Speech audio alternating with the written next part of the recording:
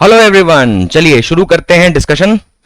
आज का जो अपना लेक्चर है वो है रिवीजन। फॉर्मूला शीट देखेंगे और किस चैप्टर पे फोकस करने वाले हैं। Will be taking electrostatic potential and capacitance. उसके जितने इंपॉर्टेंट रिजल्ट्स हैं उस पर फोकस करेंगे। नीट में इसकी फ्रीक्वेंसी क्या है, 2 से 3 क्वेश्चन एक्सपेक्ट कर सकते हैं। रिसेंट ईयर की बात करें तो 3 क्वेश्चन थे, 2 सर्किट बेस्ड क्वेश्चन थे और एक आपका फॉर्मूला बेस्ड क्वेश्चन था, which was from the energy and potential part. चलिए, और पहले से बता दे रहा हूं, this is formula sheet discussion, इसलिए बहुत ज्यादा इधर उधर की बातें नहीं होंगी, इधर उधर का ज्ञान नहीं दिया जाएगा। स्ट्रेट फॉरवर्ड रिजल्ट बेसिस पे डिस्कशन होगा, एक के बाद एक दूसरा रिजल्ट आता जाएगा, ठीक है, so that all the important points can be taken. चलिए, तो इलेक्ट्रोस्टैटिक पोटेंशियल एंड कैपेसिटेंस में पहले इलेक्ट्रोस्टैटिक पोटेंशियल वाला पार्ट आएगा, then will be taking the capacitance part. 2 part में इस चैप्टर को तोड़ा है, जिसमें जो कैपेसिटेंस वाला पार्ट है it is the major part. 60% 70% मान लीजिए वही चैप्टर कंप्लीट।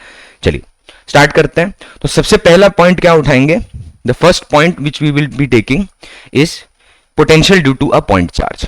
ठीक है, ये निकाल रहे हैं किसकी वजह से, पॉइंट चार्ज की वजह से। अच्छा, पॉइंट चार्ज की वजह से पोटेंशियल कैसे लिखेंगे, तो सबसे पहले हमने क्या किया, we have taken a charge q, उससे r दूरी पर गए और एक r डिस्टेंस पे एक पॉइंट p लिया, और इस पॉइंट p पर जो पोटेंशियल होगा इस चार्ज का v at p will be kq by r।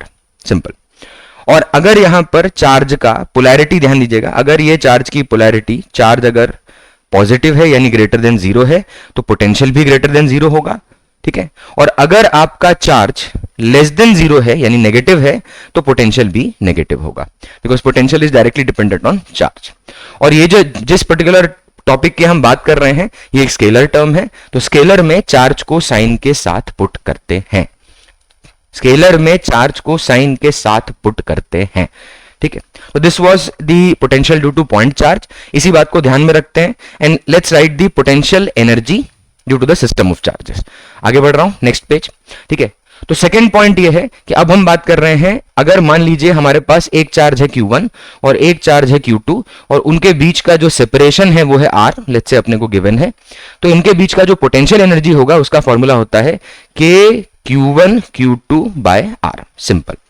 यह है पोटेंशियल एनर्जी किसके किसके बीच का, Q1 और Q2 के बीच का। यानी पोटेंशियल एनर्जी किसके लिए डिफाइंड होती है, हमेशा सिस्टम के लिए। पोटेंशियल किसके लिए डिफाइंड होता है, एक सिंगल चार्ज के लिए। तो यहां पे आप ध्यान से देखेंगे तो potential energy K Q1 Q2 by R है, यानी सिर्फ Q1 नहीं सिर्फ Q2 नहीं, दोनों के मल्टीप्लीकेशन पे डिपेंड करेगा। तो इसके लिए जो पॉइंट यहां पर निकल के आता है कि भाई अगर Q1 इंटू Q2 यानी दोनों को मल्टीप्लाई किया और वो ग्रेटर देन 0 आया, क्या भाई, और वो ग्रेटर देन 0 आया, तो हम बोलेंगे potential energy of the system is positive. और अगर Q1 Q2 का मल्टीप्लीकेशन लेस देन 0 आया, ध्यान दीजिएगा लेस देन 0 आया, तो हम पोटेंशियल एनर्जी सिस्टम को क्या बोलेंगे, नेगेटिव। यानी पोटेंशियल में सिर्फ चार्ज पे और पोटेंशियल एनर्जी में दोनों चार्ज पे डिपेंड करता है। ठीक है, अब पोटेंशियल एनर्जी में सुपरपोजिशन प्रिंसिपल का मीनिंग क्या है, सिंपल। अगर आपके पास बहुत सारे सिस्टम है, मान लीजिए यहां पर एक ट्राइंगल ले लें और उस ट्राइंगल के ऊपर आपके पास यहां पर Q1 चार्ज है, यहां Q2 चार्ज है और यहां Q3 चार्ज है, तो इसके इस सिस्टम की जो पोटेंशियल एनर्जी होगी वो होगी K। सारे पेयर देखने हैं आपको, जितने पेयर यहां पे एग्जिस्ट करते हैं वो देखने हैं। तो पेयर कौन कौन से हैं, ध्यान से देखिए। K Q1 Q2 bye, let's say ये इक्विलेटरल ट्राइंगल है, सबका साइड A है, तो पहला जो Q1 Q2 का पेयर होगा उसका पोटेंशियल एनर्जी होगा K Q1 Q2 by A plus K Q2 Q3 by A, इसी को बोलते हैं superposition, K Q3 Q1 by A। Superposition का मीनिंग क्या है, सिंपल। अगर आपके पास 2 से ज्यादा एंटिटीज हैं तो बहुत सारे पेयर बन सकते हैं और उन सब पेयर के इंटरेक्शन की वजह से जो पोटेंशियल एनर्जी आती है वो अपने को लिखनी पड़ेगी। ठीक है, तो ये सिस्टम की पोटेंशियल एनर्जी, और ध्यान दीजिएगा नेट साइन दोनों चार्ज पे डिपेंड करने वाला है। अच्छा, अब ये तो हुआ सुपरपोजिशन की बात। क्या सुपरपोजिशन सिर्फ वेक्टर क्वांटिटी के लिए वैलिड होता है, नहीं, सुपरपोजिशन स्केलर क्वांटिटी के लिए भी वैलिड होता है। चलिए, अब पोटेंशियल एनर्जी बढ़ेगी कब और घटेगी कब, ध्यान दीजिएगा। हमने बोला 2 केस पॉसिबल हैं। एक केस ये कि जब दोनों चार्जेस का मल्टीप्लिकेशन ग्रेटर देन 0 हो, ठीक है, तो पोटेंशियल एनर्जी पॉजिटिव होती है, और जब दोनों चार्जेस का मल्टीप्लिकेशन लेस देन 0 हो तो पोटेंशियल एनर्जी नेगेटिव होती है। अच्छा, अब मैथ्स के हिसाब से अगर पॉजिटिव क्वांटिटी बढ़ रही है तो जो नंबर है वो, मतलब जो आपका मैग्नीट्यूड है वो इंक्रीज हो रहा है, और अगर नेगेटिव क्वांटिटी बढ़ रही है तो जो आपका वैल्यू है वो डिक्रीज हो रहा है मैथ्स के हिसाब से, क्योंकि ठीक। तो उसी बात को ध्यान में रखते हुए अगर पोटेंशियल एनर्जी पॉजिटिव है तो आप ध्यान से देखिए potential energy is inversely proportional to R।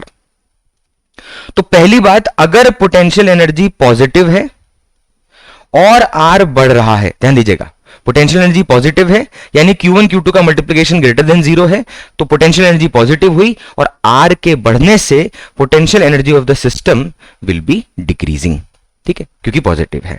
Second point, अगर पोटेंशियल एनर्जी, यहीं पे देखिए, पोटेंशियल एनर्जी अगर नेगेटिव है यानी दोनों चार्जेस का मल्टीप्लिकेशन अगर लेस देन 0 है और अगर आप आर को इंक्रीज करते हैं तो ध्यान दीजिएगा पोटेंशियल एनर्जी भी बढ़ेगी। बस ये बात ध्यान रखेंगे तो एग्जाम में मिस्टेक होने के चांसेस कम हो जाते हैं, ठीक है।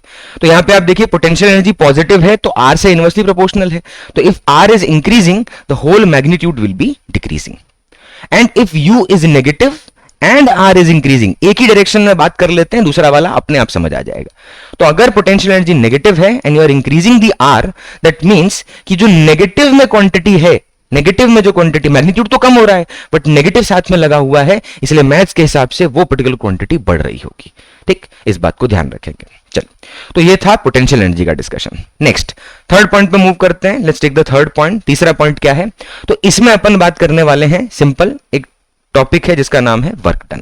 बहुत जरूरी है, आप जितने भी नीट के सवाल उठा के देख लीजिए, अल्टरनेट ईयर में या 2-3 साल में एक बार वर्क डन नाम का टॉपिक आपको मिलेगा।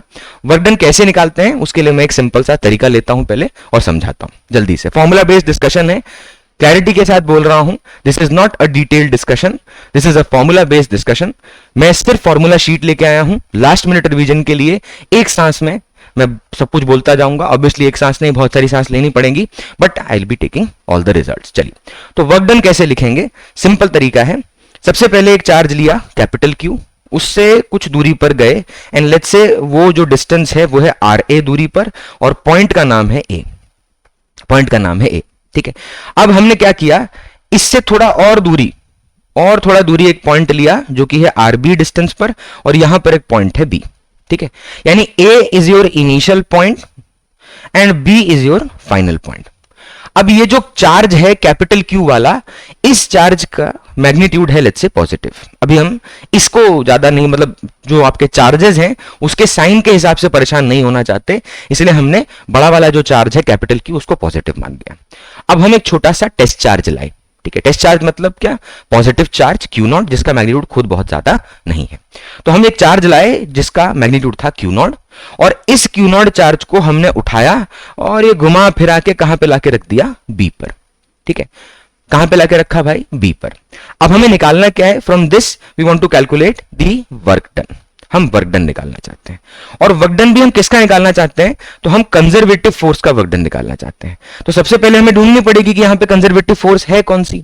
अच्छा, जब हम चार्ज क्यू नॉट को उठा रहे थे तो हम उसे कहां से कहां ले गए, तो we have taken that charge from A to B. A is the initial point, B is the final point, और ए कितनी दूरी पे है कैपिटल क्यू से, आर ए दूरी पर, और बी कितनी दूरी पे है भाई कैपिटल क्यू से, तो आर बी दूरी पर, ठीक। अब हम उस चार्ज को उठा के ले गए तो हमें कंजर्वेटिव फोर्स का वर्क डन चाहिए। वर्क फॉर एनर्जी में जब पहली बार पोटेंशियल एनर्जी को डिफाइन करते हैं तो work done by conservative force is defined as negative of change in potential energy of system, ठीक है। यानी सिस्टम की पोटेंशियल एनर्जी अगर आप निकाल लें और उससे नेगेटिव मल्टीप्लाई कर दें तो आपको work done by conservative force मिल जाएगा। और दूसरा फॉर्मूला होता है फिर से वही वर्क डन का, लेकिन इस बार कंजर्वेटिव फोर्स की बात नहीं कर रहे हैं, इस बार बात कर रहे हैं एक्सटर्नल फोर्स की। किसकी बात कर रहे हैं भाई, एक्सटर्नल फोर्स की, ठीक है। और उसको लिखते हैं प्लस डेल्टा यू सिस्टम। क्या लिखते हैं भाई, प्लस डेल्टा यू सिस्टम। अच्छा, तो यहां पे नीचे प्लस और ऊपर क्या आ रहा है देखिए, नेगेटिव। अब कंजर्वेटिव फोर्स यहां पे कौन सी है, तो इस पूरे सिस्टम में अगर आप ध्यान से देखेंगे तो जो कैपिटल क्यू चार्ज है, जब आप उस स्मॉल क्यू नॉट चार्ज को उठा रहे हैं ए से बी ले जाने के लिए, तो किसके फील्ड में लेके जा रहे हैं, तो कैपिटल क्यू। यानी आप जो फील्ड यहां पे जनरेट करके बैठा है, पहली बात वो कौन सी फील्ड है, इलेक्ट्रिक फील्ड, और किस फोर्स की वजह से यहां पे इंटरनल फोर्स कौन सा है भाई, तो वो है इलेक्ट्रिक फोर्स या इलेक्ट्रोस्टैटिक फोर्स, उसकी वजह से यहां पर वर्क डन हो रहा है, and that is the conservative force. तो इलेक्ट्रिक फोर्स जो यहां पर EF लिखा मैंने स्मॉल में कंजर्वेटिव के नीचे, that is the electric force. और एक्सटर्नल फोर्स का मतलब क्या है, जो हम करेंगे बाहर से काम, ठीक है। अगर क्वेश्चन स्पेसिफाई करता है कि find the work done by the electric field या find the work done by the conservative field, तो आप ध्यान दीजिए कौन सा वर्क डन निकालेंगे, you will be finding the first one, पहला वाला निकालना है। और अगर क्वेश्चन में या तो एक्सटर्नल फोर्स का वर्क डन बोला है, ठीक है, क्वेश्चन ने बोला कि एक्सटर्नल फोर्स का वर्क डन है या कुछ भी स्पेसिफाई नहीं किया, क्या भाई, कुछ भी स्पेसिफाई नहीं किया तो आप कौन सा वर्क डन निकालेंगे, एक्सटर्नल फोर्स का वर्क डन निकालेंगे, ध्यान दीजिएगा। ठीक, अच्छा, अब कंजर्वेटिव फोर्स का वर्क डन क्या पाथ पर डिपेंड करता है, क्या कंजर्वेटिव फोर्स का वर्क डन पाथ पर डिपेंड करता है, नहीं, वो सिर्फ और सिर्फ इनिशियल और फाइनल पॉइंट पे डिपेंड करता है। इसलिए आप ध्यान से देखिए, हमने जब इस माइनस डेल्टा यू को ओपन कर दें तो भाई डेल्टा का मतलब क्या होता है, what is the meaning of delta, final minus initial, क्या भाई, फाइनल माइनस इनिशियल, हमेशा डेल्टा का मतलब यही है। अगर आप उससे नेगेटिव मल्टीप्लाई कर देंगे तो वो पलट जाएगा, तो it will become U initial minus U final, वो U initial minus U final बन जाएगा।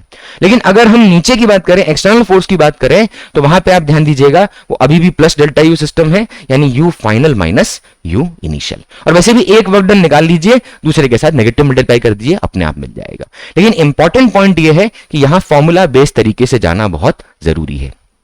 रीजन बीइंग कि यहां पे आपको चार ऑप्शन जब मिलेंगे तो वहां पे साइन भी मैटर करता है, इसलिए दिमाग खर्च करने से ज्यादा इनिशियल और फाइनल पॉइंट के ऊपर फोकस कर, अपने आप काम हो जाएगा। चलिए, अब कैसे हम पोटेंशियल एनर्जी को डिफाइन कैसे करें, वो how will be defining the potential energy.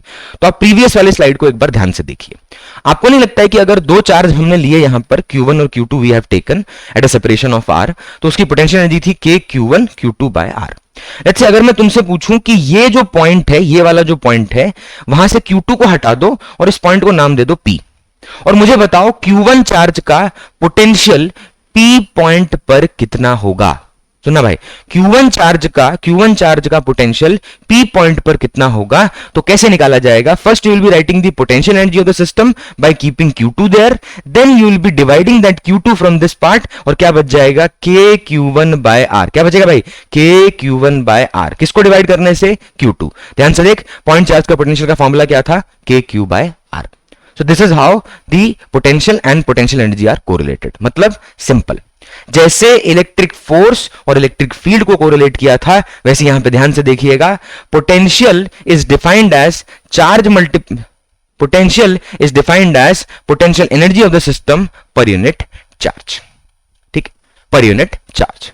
तो यहां मान लीजिए हम सिस्टम की पोटेंशियल एनर्जी अगर लिख रहे हैं तो सिस्टम की पोटेंशियल एनर्जी है K Q not divided by R, ये हो गया सिस्टम की पोटेंशियल एनर्जी, यानी U लिख दिया आपने ने, ये कैपिटल Q और स्मॉल q के बीच के इंटरेक्शन की वजह से जो एनर्जी आई, potential energy, that is K Q not by R, और उसको अपने क्या कर रहे हैं, Q नॉट से डिवाइड कर रहे हैं पर यूनिट चार्ज, ठीक है। तो ये Q नॉट कट गया, तो यहां पे क्या बचेगा, K Q बाय R, वही रिलेशन एस्टैब्लिश हो गया। इसका मतलब हम यहां पर जिस चीज पे फोकस करें वो ये वाला पॉइंट है कि potential is defined as potential energy per unit charge of the system. तो अगर इसी रिजल्ट पे आप फोकस करें 2 मिनट के लिए, तो क्या potential energy between Q not can be written as potential due to capital Q, ध्यान दीजिएगा, potential due to capital Q multiplied by Q not, ठीक है, potential due to capital Q multiplied by Q not. तो या तो आपके पास potential हो तो चार्ज से मल्टीप्लाई करके पोटेंशियल एनर्जी निकाल लीजिए सिस्टम की, या अगर आपके पास पोटेंशियल एनर्जी हो तो चार्ज से डिवाइड करके पोटेंशियल फाइंड कर लीजिए। This is how you will be dealing with potential and potential energy. अच्छा, अब हम इस फॉर्मूला जो हमने यहां पर ये जो रिजल्ट लिखा है, ये जो you initial minus U final वाला रिजल्ट लिखा है, इसको कैसे मैनेज करेंगे। तो ध्यान दीजिएगा, हमने वहां पर लिखा है potential energy initial and potential energy final. Simple तरीका है भाई, पोटेंशियल को जब आप पोटेंशियल एनर्जी को रिप्लेस करेंगे तो किस तरीके से रिप्लेस करेंगे, सिंपल, आप लिखेंगे सबसे पहले किस चार्ज को उठा के ले जा रहे हैं अपने, Q नॉट को, किसको लेके जा रहे हैं भाई, Q नॉट को, ठीक, Q नॉट को लेके जा रहे हैं, तो Q नॉट इनटू, अभी हमें कौन सी एनर्जी लिखनी है, सिस्टम की इनिशियल पोटेंशियल एनर्जी, तो हम किससे मल्टीप्लाई करेंगे भाई, इनिशियल पोटेंशियल से। इनिशियल पोटेंशियल कहां पर है, कैपिटल Q की वजह से, किस लोकेशन पर, A लोकेशन पर। भाई देखिए एनर्जी कौन सी, इनिशियल की बात हो रही है, तो इनिशियल लिख दिया, क्योंकि work done by conservative force is, ध्यान देना भाई, negative of delta U system, ठीक। तो Q नॉट VQA लिखा, minus again Q not then VQ at B। ये क्या लिखा है, व्हाट इज दिस, तो ये कह रहा है, ये जो पॉइंट है ये कह रहा है potential due to capital Q, potential due to capital Q at A, potential due to capital Q at A यानी इनिशियल, एंड ये लिखा है potential due to capital Q at B यानी कि फाइनल। अब आप नोट कर पा रहे होंगे एक बात को कि यहां पे क्यू नॉट को मतलब हम कॉमन ले सकते हैं और यहां लिख सकते हैं potential due to Q at A minus potential due to Q at B. तो या तो अगर मुझे सिस्टम की इनिशियल और फाइनल पोटेंशियल एनर्जी ही दे दी जाए तो मैं इनिशियल माइनस फाइनल करके वर्क डन बाय कंजर्वेटिव निकाल लूंगा और फाइनल माइनस इनिशियल करके work done by external force निकाल लूंगा। ध्यान दीजिएगा, एक्सटर्नल फोर्स निकाल लूंगा। ठीक, this is more than sufficient to understand this point and don't confuse yourself over this very much. Straightforward to the point फॉर्मूले से चल। पोटेंशियल और पोटेंशियल एनर्जी डायरेक्टली रिलेटेड है, तो डेल्टा भी क्या होगा, डायरेक्टली रिलेटेड होगा। जैसे आप इस वाले एक्सप्रेशन को देखना भाई, ये वाले एक्सप्रेशन को देखना, थोड़ा साइड लेके चल रहा हूं मैं, ये वाले एक्सप्रेशन को देखना। क्या मैं ऐसा नहीं कह सकता, जस्ट थिंक, क्या मैं ऐसा नहीं कह सकता कि अगर potential is equal to potential energy upon charge है तो change in potential is change in potential energy upon charge हो सकता है? तो हम क्या चेंज इन पोटेंशियल एनर्जी को क्यू डेल्टा वी नहीं लिख सकते हैं भाई? बिल्कुल लिख सकते हैं, मल्टीप्लाई करके। And what is delta U? Positive है, ध्यान देना, डेल्टा यू, तो वो बन जाएगा work done by external force and work done by external force is Q delta V and in this case Q delta का मतलब होता है V final minus V initial. क्या भाई? V final minus V initial. एकदम to the point चल, ज्यादा दिमाग खर्च किया, क्वेश्चन में लिख के देता हूं, 4 ऑप्शन में से गलत वाला ही मार्क करके नीट के एग्जाम के सेंटर से बाहर निकलेंगे आप। इसलिए ये वाले पॉइंट पे इतना ओवरऑल डिस्कशन किया। लगे दोबारा देखिए, कोई डाउट हो कमेंट में लिखिए। चलिए आगे बढ़ते हैं। फिर से बता दे रहा हूं, this is just a discussion जहां पे हम फॉर्मूला शीट पे डिस्कशन कर रहे हैं। एक बार पूरे व्यू को ओवरऑल देख लीजिए और ध्यान रखिए कि ये सारे रिजल्ट हमारे लिए इंपॉर्टेंट है और टू द पॉइंट सोचना है। क्वेश्चन ने जो पूछा है पहले वो फिक्स कर, किसका वर्क डन चाहिए, उसके बाद आगे बढ़। ठीक, चलिए आगे बढ़ते हैं। नेक्स्ट जो फॉर्मूले हैं उस पर डिस्कशन करते हैं। तो जो चौथा पॉइंट है वो कौन सा है? फोर्थ पॉइंट किस पे है? तो फोर्थ पॉइंट है अपना पोटेंशियल के ऊपर। हम क्या लिखने वाले हैं? Will be writing potential.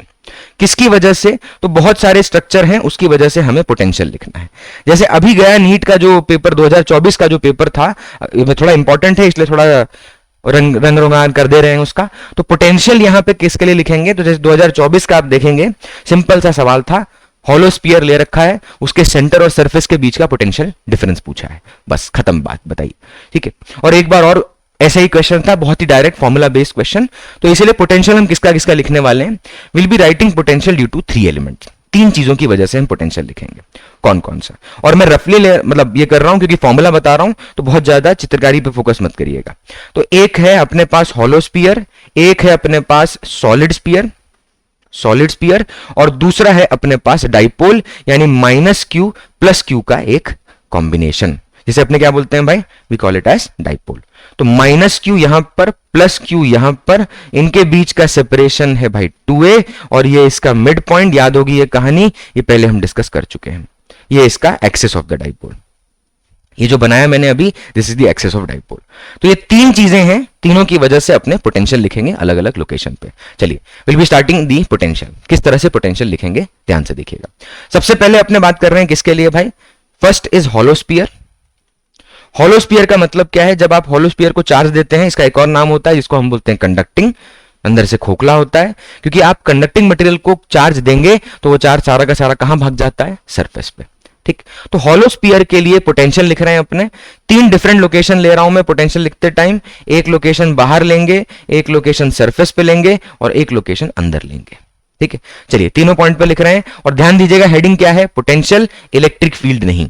क्या है? पोटेंशियल इलेक्ट्रिक फील्ड नहीं। ध्यान देना, कुछ सवाल नीट के प्रीवियस ईयर पेपर्स मैंने देखे तो मुझे यह पता चला कि भाई उन्होंने पोटेंशियल और फील्ड में कंफ्यूज करने के लिए जानबूझ के दोनों पूछ लिया, या पूछा और लास्ट में मतलब फील्ड के बारे में ज्ञान दिया और लास्ट में पूछ लिया व्हाट इज द पोटेंशियल, तो बच्चा कंफ्यूज हो जाता है। ये सब आखिरी मोमेंट पे बातें दिमाग में घुसानी बहुत जरूरी है, इसीलिए ये डिस्कशन बनाया है जो कि सिर्फ और सिर्फ फॉर्मूला शीट का डिस्कशन है। चलिए, तो एक है ए पॉइंट, ये है बी पॉइंट और ये है सी पॉइंट। वैसे ही दूसरे वाले में भी लेंगे, बट पहले यहां रिजल्ट लिख लेते हैं। तो जब आप एक हॉलो स्फीयर लेते हैं तो पोटेंशियल लिखेंगे। सबसे पहले हॉलो स्फीयर पे चार्ज कहां बैठ जाएगा? तो सरफेस पे जाके बैठ जाता है भाई, क्योंकि कंडक्टिंग मटेरियल को ही हम हॉलो स्फीयर कह रहे हैं।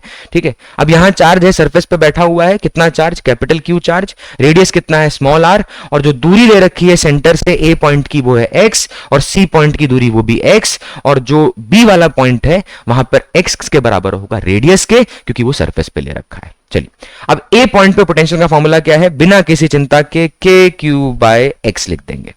क्या भाई? के क्यू बाय एक्स।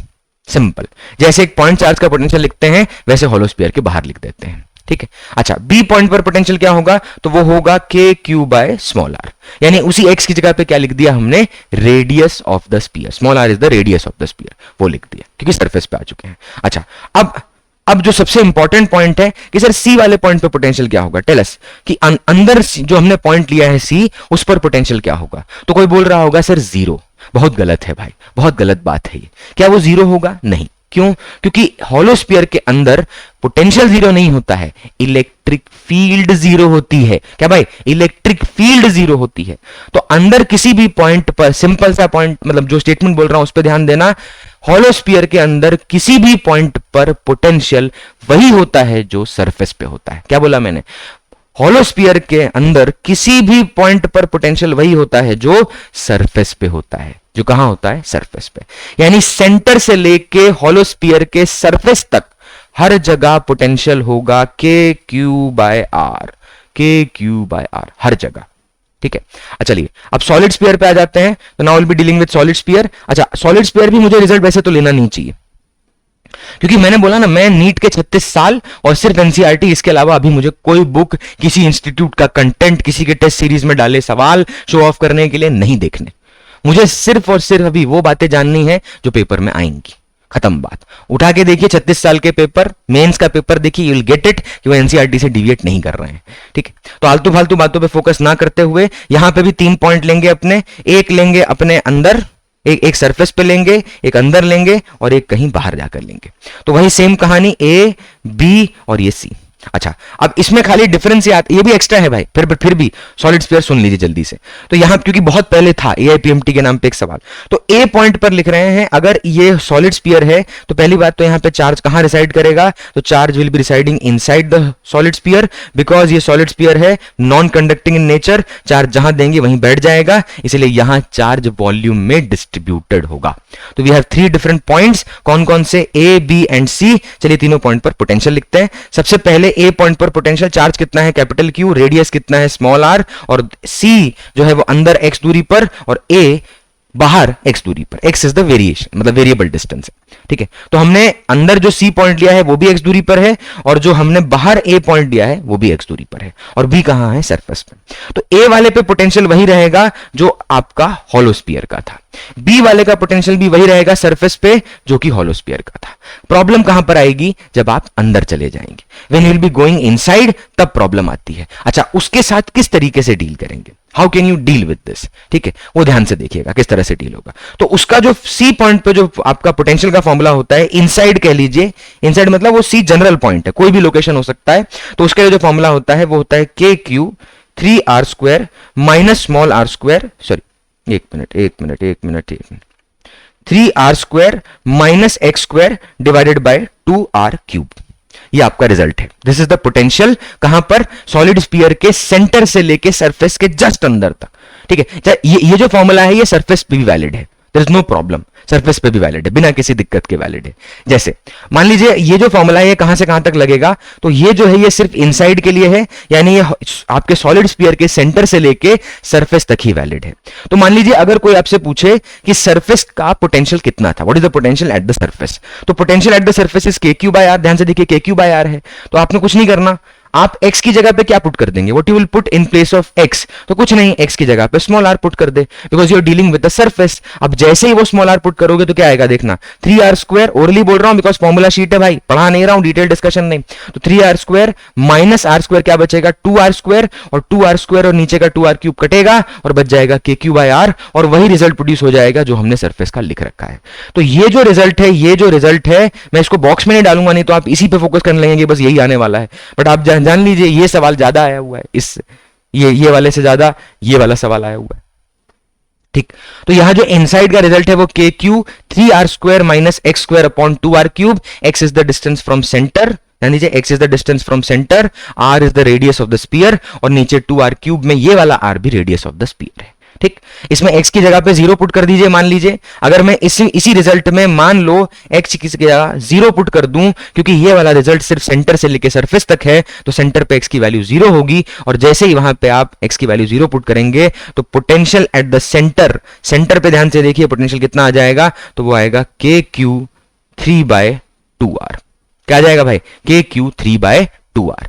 कैसे याद रखने का, सिंपल सा तरीका है, जो सरफेस पे पोटेंशियल है KQ/r, सेंटर पर उसका 3/2। क्या भाई, जो सरफेस पे KQ/r, सेंटर पे उसका 3/2, यानी 1.5 टाइम्स होता है। अब यहां अगर माइनस KQ/r होगा तो यहां पे मतलब 3/2 KQ/r होगा।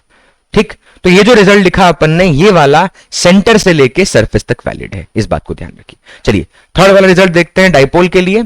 अब डाइपोल को यहां पे हमने कंसिडर किया है, बाकी मैं साइड कर रहा हूं 2 मिनट के लिए, डाइपोल पे खाली फोकस करते हैं। ठीक है, देखिएगा अब ये जो डाइपोल अपन ने कंसिडर किया है, ठीक है, the dipole which we have taken, ध्यान दीजिएगा उसको, ये अपन ने डाइपोल ले लिया। ठीक, एक मिनट हाँ, अब इनके बीच का जो सेपरेशन है यहां से यहां तक का, the separation between Q and this, ये 2a है, और ये अपन ने नीचे बना देते हैं, 1 मिनट रुकिए, ये नीचे 2a बना देते हैं। ठीक है, और यहां पे अपन ने क्या किया है, डाइपोल के सेंटर से यहां पर गए कितनी दूरी पर, सॉरी देखना, ये डाइपोल है -q + q।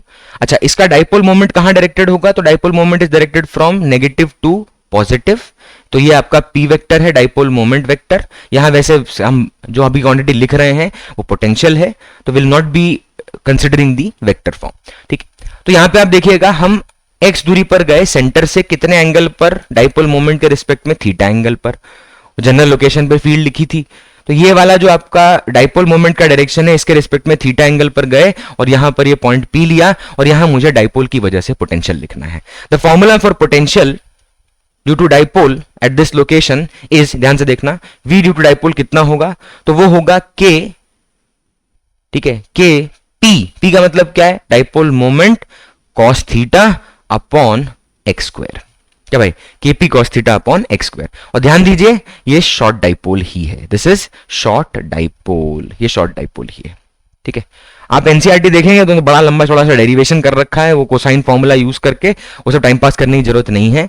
कॉम्पिटिटिव एग्जाम के 36 साल, मेंस के रिसेंट 10 साल के पेपर, और जो आपका एनसीईआरटी है उसके एंड रिजल्ट्स पे फोकस करिए। चलिए एग्जांपल भी देखेंगे, एक सेंस बनने लग जाता है। अब यहाँ पे केपी कॉस थीटा में व्हाट इज थीटा, ये इंपॉर्टेंट पॉइंट है डिस्कस करना। ये जो थीटा एंगल है ये किसके बीच का है, तो ये थीटा एंगल है P वेक्टर, एंड अगर मैं इसको एक नाम दे दूं R vector which is called as position vector, तो P vector and R vector के बीच का जो एंगल है वो है theta. P vector and R vector के बीच का जो एंगल है वो है थीटा। अच्छा, अगर मान लीजिए यही P पॉइंट, P वेक्टर क्या है, डाइपोल मोमेंट, R वेक्टर क्या है, पोजीशन वेक्टर, किसके रिस्पेक्ट में माना है, डाइपोल के, शॉर्ट डाइपोल है तो उसके मिड पॉइंट से R वेक्टर दूरी पर गए और एक पॉइंट ले लिया, उस R वेक्टर का मैग्नीट्यूड कितना है, what is the magnitude of that R vector, तो वो है x। ठीक है, अब इस इलेक्ट्रिक डाइपोल का अपन को क्या करना है, we have to write the potential, तो लिख दिया Kp cos theta upon x²।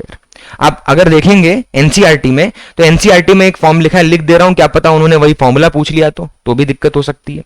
ठीक है, साइड कर लें यहां, तो यहां देख लीजिए, मान लीजिए उन्होंने फॉर्मूला ही पूछ लिया, तो इसको एक और तरीके से लिखा जाता है, मैं वहीं पे इक्वल करके साइन लगा रहा हूं, वो होता है K P vector dot R cap upon upon R cap upon x²। ये क्या लिखा समझेंगे इसको, P dot R cap, what is P vector, dipole moment vector, what is R cap, the R cap is the unit vector directed parallel to the R vector. What is R cap, the unit vector directed parallel to the R vector, और उस R vector का magnitude कितना है, तो वो है x, और वो यहां पर नीचे x² के फॉर्म में पुट कर दिया। इसको आप ओपन करेंगे तो यही वाला फॉर्म जनरेट हो जाएगा। ठीक, ये सिर्फ इसलिए लिख दिया ताकि अगर किसी ने 4 ऑप्शन देके पूछ लिया कौन सा करेक्ट वाला है तो आप उस पर फोकस कर सकें। अच्छा, अब मान लीजिए ये हमने पॉइंट जो लिया है P, अगर इसको खिसका के ये एक्सिस ऑफ द डाइपोल पे ले आए तो बताइए थीटा कितना हो जाएगा। तो जब आप एक्सियल लोकेशन पे होंगे तो इस फॉर्मूला में थीटा विल बी 0 डिग्री, और अगर आप इक्वेटोरियल लोकेशन पे होंगे तो वहां पे जो थीटा होगा वो 90 हो जाएगा। तो एक्सियल लोकेशन पे 0 डिग्री पुट करिए तो आंसर आएगा Kp अपॉन x²।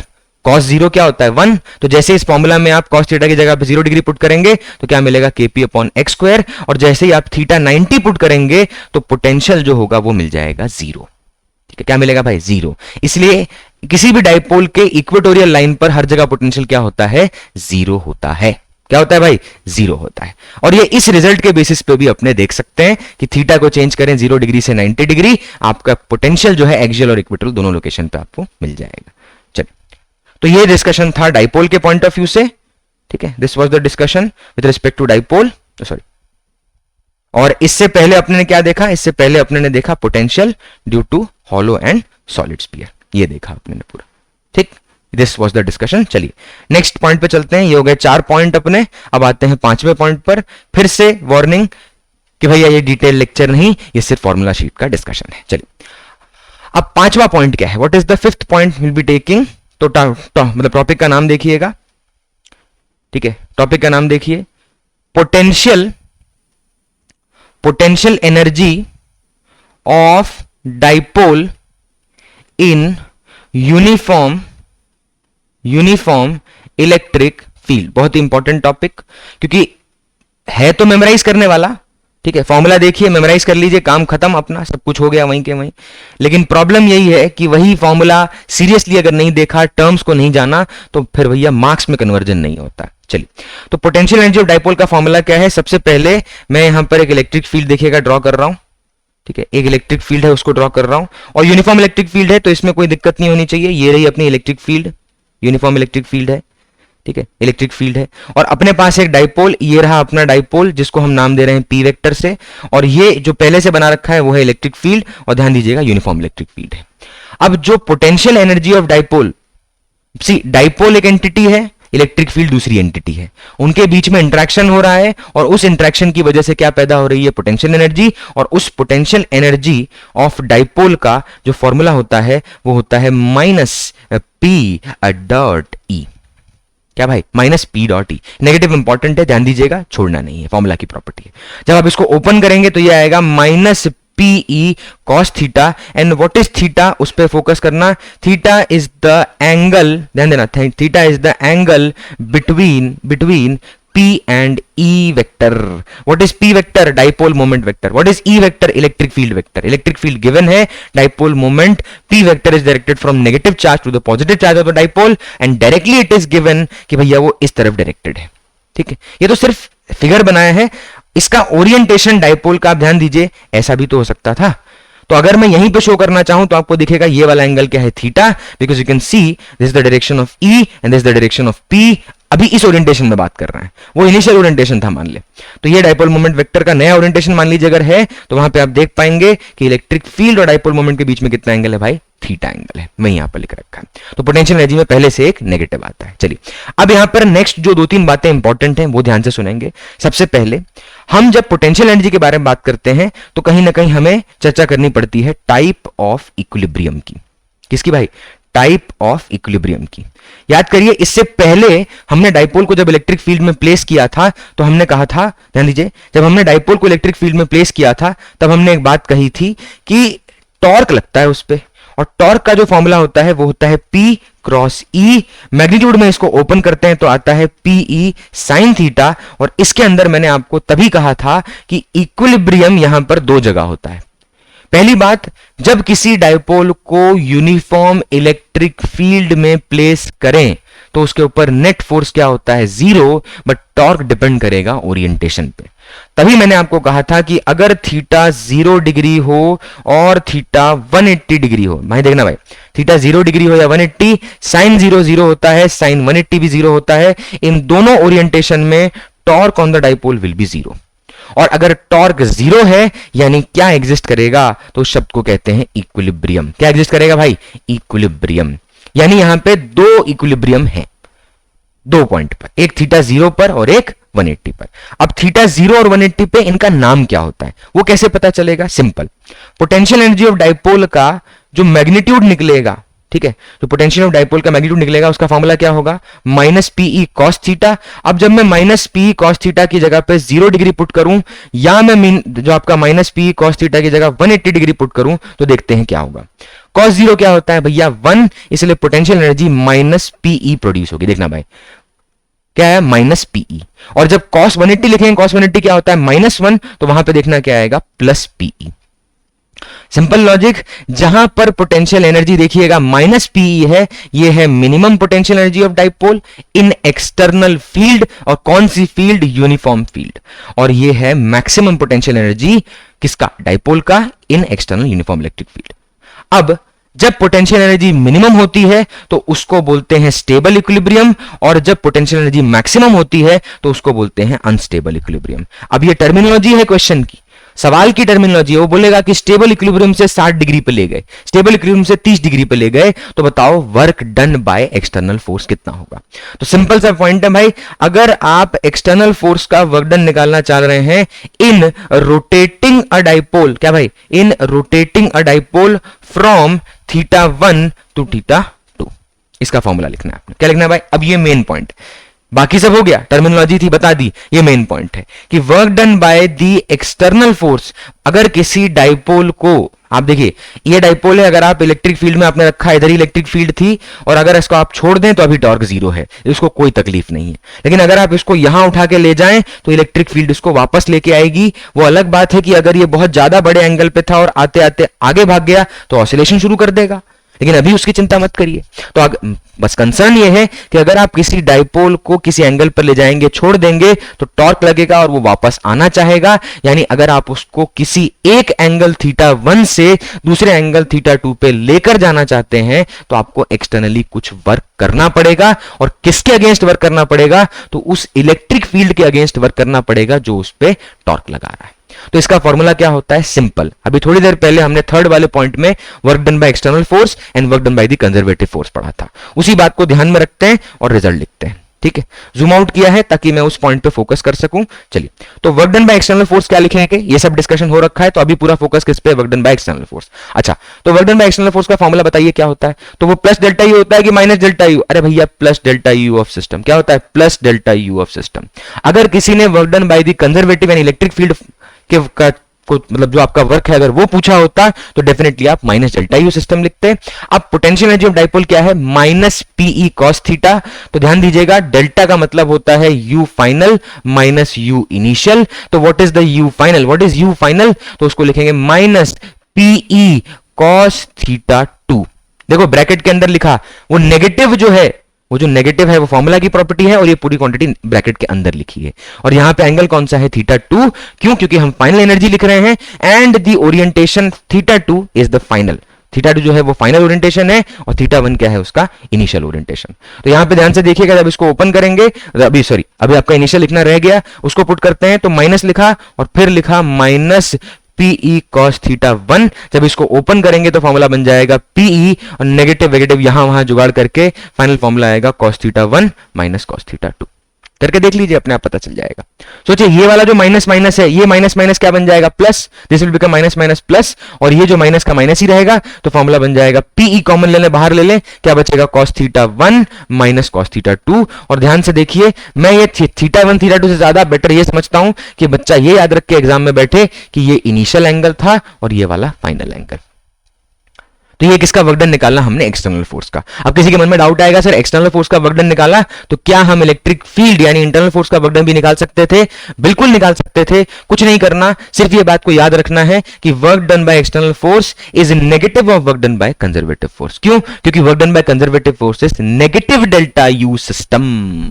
ठीक, चलिए ये हो गया अपना पांचवा पॉइंट। हर एक बात यहां पर इंपॉर्टेंट है, बिकॉज कुछ भी क्वेश्चन का टर्म हो सकता है और उसको समझना जरूरी है। चलिए, तो ये थे अपने 5 point. Let's move on to the 6th point. 6th point कौन सा है? तो हम यहां पे बात करेंगे इक्विपोटेंशियल सरफेस की। किसकी भाई? Equipotential surface. Equipotential surface. चलिए बात करते हैं इक्विपोटेंशियल सरफेस की। What are equipotential surface? Equipotential surface वो सरफेसेस होती हैं जहां पर पोटेंशियल सेम होता है। सिंपल सा लॉजिक है, एक चार्ज लिया Q, उससे कुछ दूरी पर जाएंगे अपने, लेट्स से यहां पर गए अपने x दूरी पर और एक पॉइंट लिया A। ठीक है, अब इससे x दूरी पर यहां पर आए, एक पॉइंट लिया अगेन B, इससे x दूरी पर यहां पर गए, एक पॉइंट लिया C। ठीक है, ऐसे सारे पॉइंट को अगर मैं जोड़ दूं, ज्वाइन कर दूं, तो आपको नहीं लगता इसके आसपास एक स्फेरिकल सरफेस ढंग से नहीं बनेगा? बिकॉज ऑब्वियस ही बात है भाई, एक तो इलेक्ट्रॉनिक बोर्ड उस पर लिख रहे हैं। ठीक है, तो ये एक सरफेस है जो कि स्फेरिकल इन शेप होगा, जल्दी से, स्पेरिकल इन शेप होगा। और ध्यान दीजिए हर जगह पोटेंशियल की वैल्यू कितनी होगी, पॉइंट चार्ज का पोटेंशियल होता है KQ बाय एक्स। तो मान लीजिए हर जगह CD जो भी पॉइंट लें, इस पे DEF जो भी पॉइंट लें, हर जगह पोटेंशियल कितना होगा, KQ बाय एक्स। तो इस पूरे सरफेस को अपने बोलेंगे equipotential surface. Reason being the potential is same at every point on the surface. ठीक, तो पोटेंशियल हो गया KQ बाय एक्स। अच्छा, अब इक्वी पोटेंशियल सरफेस का ध्यान में रखने के बाद अब आगे बढ़ते हैं, इसके जस्ट जो आपका नेक्स्ट पॉइंट है उस पर बढ़ते हैं। तो what are equipotential surface, जहां पोटेंशियल क्या होता है, सेम। अच्छा, तो इक्वी पोटेंशियल सरफेस से क्या हमें पता चलेगा, तो उससे जो सबसे इंपॉर्टेंट पॉइंट निकल के आता है वो आता है कि electric field is defined as -dV by dr। Electric field is defined as -dV by dr। देखिए मैं इसके मैथमेटिकल पार्ट यानी पार्शियल डिफरेंशिएशन में भी एंटर कर सकता हूं, बट वो चीजें नीट के पॉइंट ऑफ व्यू से, एनसीईआरटी के पॉइंट ऑफ व्यू से अभी उठाने का कोई मतलब नहीं है। तो इसको उठाएंगे E is equal to -dV by dr। अब -dV बाय dr का मतलब क्या है, सिंपल सी बात कहता है electric field is directed in that direction where the potential gradient is negative। क्या बोला मैंने भाई, electric field is directed in that direction where the potential gradient is negative। तो यहां पे ये dV by dr क्या होता है, तो इसको अपन बोलते हैं पोटेंशियल ग्रेडियंट। क्या बोलते हैं भाई, इसको बोलते हैं पोटेंशियल ग्रेडियंट। ठीक है, कि पोजीशन के रिस्पेक्ट में पोटेंशियल कैसे चेंज होता है उसको बोल रहे हैं पोटेंशियल ग्रेडियंट। तो electric field is directed in that direction, कैसे पता चलेगा, इस नेगेटिव को देखिए। वो कह रहा है इलेक्ट्रिक फील्ड वहां है जहां ग्रेडियंट नेगेटिव है, यहां LHS और ये RHS। ठीक है, RHS में है ग्रेडियंट, उसके साथ नेगेटिव लगा रखा है, एंड दैट नेगेटिव इंडिकेट्स कि electric field is directed in that direction where the gradient is negative. ठीक है, E is directed in that direction where the gradient, ध्यान दीजिएगा, where the gradient is negative. Gradient is negative, electric field वहां जाती है जहां आपका gradient negative है। तो ये इस पर्टिकुलर डिस्कशन का पहला आउटकम है, this is the first outcome. What is second outcome, second outcome ये है कि electric field is always perpendicular to equipotential surface. ES क्या डोनेट करता है, डोनेट कह रहा हूं, डिनोट करता है, डोनेट तो बाद में करेंगे, सिलेक्शन हो जाने दीजिए। ठीक है, तो ES क्या आपका डिनोट कर रहा है, तो वो करता है इक्वी पोटेंशियल सरफेस का शॉर्ट लिखा है, और E क्या है, इलेक्ट्रिक फील्ड। तो आप ध्यान दीजिएगा electric field is always perpendicular to equipotential surface, यानी जब भी मुझे इलेक्ट्रिक फील्ड ड्रॉ करना है तो मैं इक्वी पोटेंशियल सरफेस के थ्रू उसको उसके परपेंडिकुलर ड्रॉ कर दूंगा। यानी मान लीजिए अगर मेरे पास यहां पर एक शीट है, ये शीट है, ठीक है, इस पे चार्ज है, तो मुझे बताइए इसकी इलेक्ट्रिक फील्ड कैसी होती है, वो हम पहले वाले चैप्टर में डिस्कस कर चुके हैं। तो अगर इसका थोड़ी दूर जाएंगे और यहां पर एक और ऐसा सरफेस बना दें, ठीक है, तो ये जो सरफेस है ये है इक्वी पोटेंशियल सरफेस, क्योंकि इस सरफेस पे हर जगह पोटेंशियल क्या होगा, सेम। थोड़ी और दूर जाएंगे और फिर यहां पर एक और सरफेस लेंगे, तो उधर अगर बना देंगे मान लीजिए, वहां पर भी हम देखेंगे तो पोटेंशियल क्या होगा, सेम होगा। तो ये पहली इक्वी पोटेंशियल सरफेस, ये दूसरी इक्वी पोटेंशियल सरफेस। ठीक है, और इक्वी पोटेंशियल सरफेस के ऊपर अब आप देखेंगे जो इलेक्ट्रिक फील्ड यहां बनेगी वो कैसी होगी, तो this will be the electric field which will be perpendicular to the equipotential surface. वो इनके परपेंडिकुलर होगी और वो उस डायरेक्शन में जा रही होगी जहां पर पोटेंशियल कम हो रहा होगा। क्या बोला मैंने, जहां पर पोटेंशियल कम हो रहा होगा। अच्छा, अब ये जो हमने लॉ लिखा E is equal to -dV by dr, ये हमारा इंस्टेंटेनियस फॉर्म है और इसका एवरेज फॉर्म होता है E is equal to delta V by delta r। अच्छा सर, नेगेटिव कहां गायब हो गया, क्या लॉ गलत कर दिया, नहीं। -dV बाय dr में नेगेटिव लगाने का मतलब है कि कैलकुलस में डिफरेंशिएशन लिखा था और बाहर नेगेटिव लगाओ ताकि वो छूट ना जाए। लेकिन जब आप एवरेज फॉर्म लिखते हैं उस लॉ का, जब आप एवरेज फॉर्म लिखते हैं, ध्यान से देखिए, जब आप एवरेज फॉर्म लिखते हैं तो एवरेज फॉर्म के अंदर आपको पहले से पता होगा ना कि कौन सा पोटेंशियल हायर है और कौन सा पोटेंशियल लोअर, तो आप खाली वो लिखेंगे। तो यहां पे डेल्टा का मतलब फाइनल माइनस इनिशियल नहीं है, यहां पे है V higher minus V lower upon delta R। What is delta R, the separation, या बेटर एक वर्ड बोलता हूं, the perpendicular separation between equipotential surface. क्या बोला भाई, द परपेंडिकुलर सेपरेशन, ध्यान देना, डेल्टा आर क्या है, what is delta r, delta r है perpendicular separation between equipotential surfaces. क्या बोला भाई, it is the perpendicular separation between the equipotential surface. जैसे अगर देखिए ये एक इक्विपोटेंशियल सरफेस है, ये एक इक्विपोटेंशियल सरफेस है, ये दूसरा इक्विपोटेंशियल सरफेस है, तो आप देखेंगे यहां पे परपेंडिकुलर सेपरेशन कौन सा होगा, ये वाला, दिस इज द सेपरेशन, ये वाला। तो अगर आप दो सरफेसेस के बीच का पोटेंशियल डिफरेंस डेल्टा वी निकाल रहे हैं और उसमें भी वी हायर माइनस लोअर कर रहे हैं, तो उसको डिवाइड कैसे करना है, उन सरफेसेस के बीच के जो परपेंडिकुलर सेपरेशन है उससे, कोई भी सेपरेशन नहीं भाई, परपेंडिकुलर सेपरेशन से डिवाइड करना है, ठीक है। अब बहुत सारी चीजें हैं बट वही है, फॉर्मूला शीट है तो अपने आप को रेस्ट्रिक्ट करना पड़ेगा। आगे बढ़ते हैं। तो यहां जो इलेक्ट्रिक फील्ड निकाला, दो बातें यहां पे इंपॉर्टेंट है कि electric field is directed in that direction where the potential gradient is negative, यानी जहां पोटेंशियल घट रहा होता है, और electric field is always perpendicular to the equipotential surface. और ध्यान दीजिएगा ये दो बातें इंपॉर्टेंट तो हैं, एक बात और इंपॉर्टेंट है जो मैं यहां समझाना चाह रहा हूं, थोड़ा स्लाइड में इधर कर देता हूं ताकि उस पॉइंट पे भी अपना चर्चा हो जाए। एक चार्ज दिया था हमने Q, उससे x दूरी पर गए, यहां पर हमने एक स्फीयर बना दिया, ये जो स्फीयर है इसको बोलेंगे इक्विपोटेंशियल सरफेस। क्यों इक्विपोटेंशियल सरफेस है ये, क्योंकि हर जगह पोटेंशियल होगा kq bye x। Let's say हम थोड़ा और x1 दूरी पर गए ज्यादा और वहां पर फिर हमने एक ऐसा सरफेस बनाया, तो आप ध्यान दीजिएगा यहां इस सरफेस पे ये दूसरी इक्विपोटेंशियल सरफेस है भाई, this was the initial equipotential surface. अब जो बनाया x1 दूरी पर, उस पे भी हर जगह पोटेंशियल होगा kq बाय x1, और वहां पर जो पोटेंशियल सेम होने की वजह से हम बोलेंगे इक्विपोटेंशियल सरफेस। अच्छा, अब इक्विपोटेंशियल सरफेस अगर यहां पर दे रखा है तो मुझे दो बातें जाननी है, एक कि भैया चार्ज पॉजिटिव है, ठीक है, तो जब आप ध्यान से देखें पोटेंशियल जो kq बाय r है वो पॉजिटिव है और इनवर्सली प्रोपोर्शनल टू r है, तो r के बढ़ने से पोटेंशियल क्या होगा, कम होगा। तो जैसे जैसे आप बड़े स्फीयर बनाते जाएंगे इस चार्ज के आसपास, ये छोटा स्फीयर बनाया, पोटेंशियल फिर और बड़ा बनाते जाएंगे तो पोटेंशियल कम होता जाएगा, इसीलिए एक पॉइंट चार्ज से पोटेंशियल बाहर की तरफ निकलता है। देखिए सॉरी, फील्ड जो होती है वो बाहर की तरफ निकलती है, पोटेंशियल नहीं, फील्ड जो होती है वो बाहर की तरफ। क्यों एरो बाहर की तरफ क्यों है भाई, क्यों पॉजिटिव चार्ज से फील्ड शुरू होती है और इंफिनिटी पे टर्मिनेट होती है, क्योंकि पॉजिटिव चार्ज से दूर जाने पर पोटेंशियल कम होता है। और दूसरी बात कि यहां पे आप फील्ड देखेंगे रेडियल डायरेक्शन में, कैसी फील्ड है भाई, ये रेडियल डायरेक्शन में है।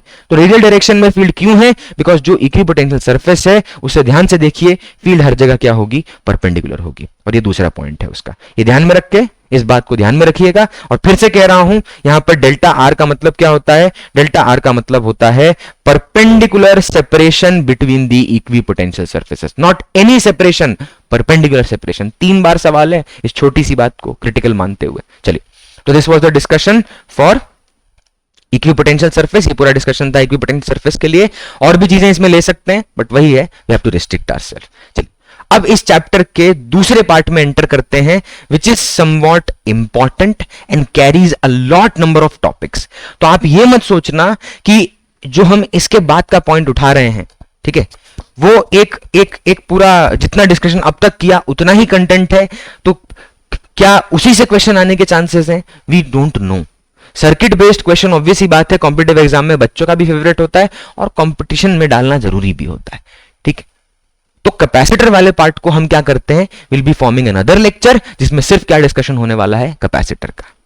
हेलो एवरीवन, चलिए शुरू करते हैं सेकंड पार्ट इस चैप्टर का, विच इज द कैपेसिटर, ठीक है। इससे पहले अपने ने जो इलेक्ट्रोस्टैटिक पोटेंशियल एंड कैपेसिटेंस के इंपॉर्टेंट टर्म्स थे, इक्विपोटेंशियल सरफेसेस, उनके पॉइंट्स, डाइपोल के बारे में, और कुछ डिफरेंट शेप्स की वजह से जो पोटेंशियल आपके डिफरेंट जगह पे एग्जिस्ट करते हैं, वो अपन ने देखा। फिर से एक वार्निंग डाल दे रहा हूं, this lecture is just for the purpose of discussion of formula sheet, this has nothing to do with the detailed analysis. उसके लिए अलग लेक्चर है जहां पे हम पूरा डिटेल्ड हर एक पॉइंट को डिटेल में पढ़ते हैं। चलिए इस बात को ध्यान में रखते हुए लेट्स बिगिन। तो सबसे पहला पॉइंट होगा अपना कैपेसिटर, और कैपेसिटर के ऊपर फोकस करते हैं। यहां पर आप ध्यान दीजिएगा, उस कैपेसिटेंस के पे भी डिस्कशन करेंगे, व्हाट इज दैट प्रॉपर्टी। यहां पे एक पैरेलल प्लेट कैपेसिटर है जिसको हमने बैटरी के पॉजिटिव और नेगेटिव टर्मिनल से कनेक्ट कर रखा है।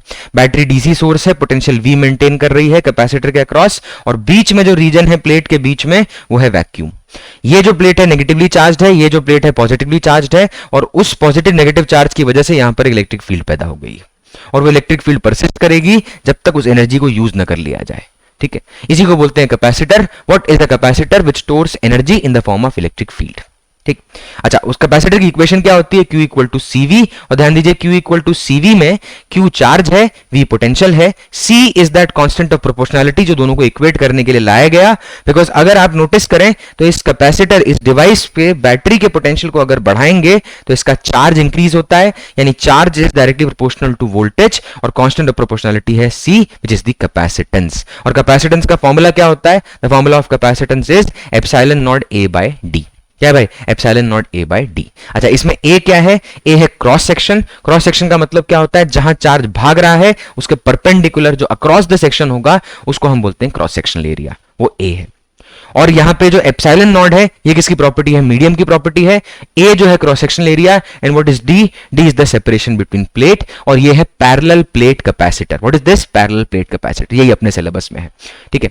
तो इसमें ये जो कैपेसिटेंस को लिखा है epsilon not, what is this? तो ये है परमिटिविटी ऑफ फ्री स्पेस, यानी कहीं ना कहीं कैपेसिटेंस किस पे डिपेंड करता है? मीडियम पे, कि किस तरह का मीडियम उसमें इंसर्ट किया गया है, whether it is conducting, whether it is insulating. जैसे हम एक वर्ड अभी देख रहे हैं, डाइलेक्ट्रिक कांस्टेंट। डाइलेक्ट्रिक कांस्टेंट याद कीजिए, पहले चैप्टर में एक टर्म था epsilon R, that was relative permittivity. उस रिलेटिव परमिटिविटी को हम अब इस चैप्टर में क्या नाम देते हैं? Dielectric constant. और वो कैसे आपके कैपेसिटेंस को अफेक्ट करेगा मीडियम के हिसाब से देखते हैं।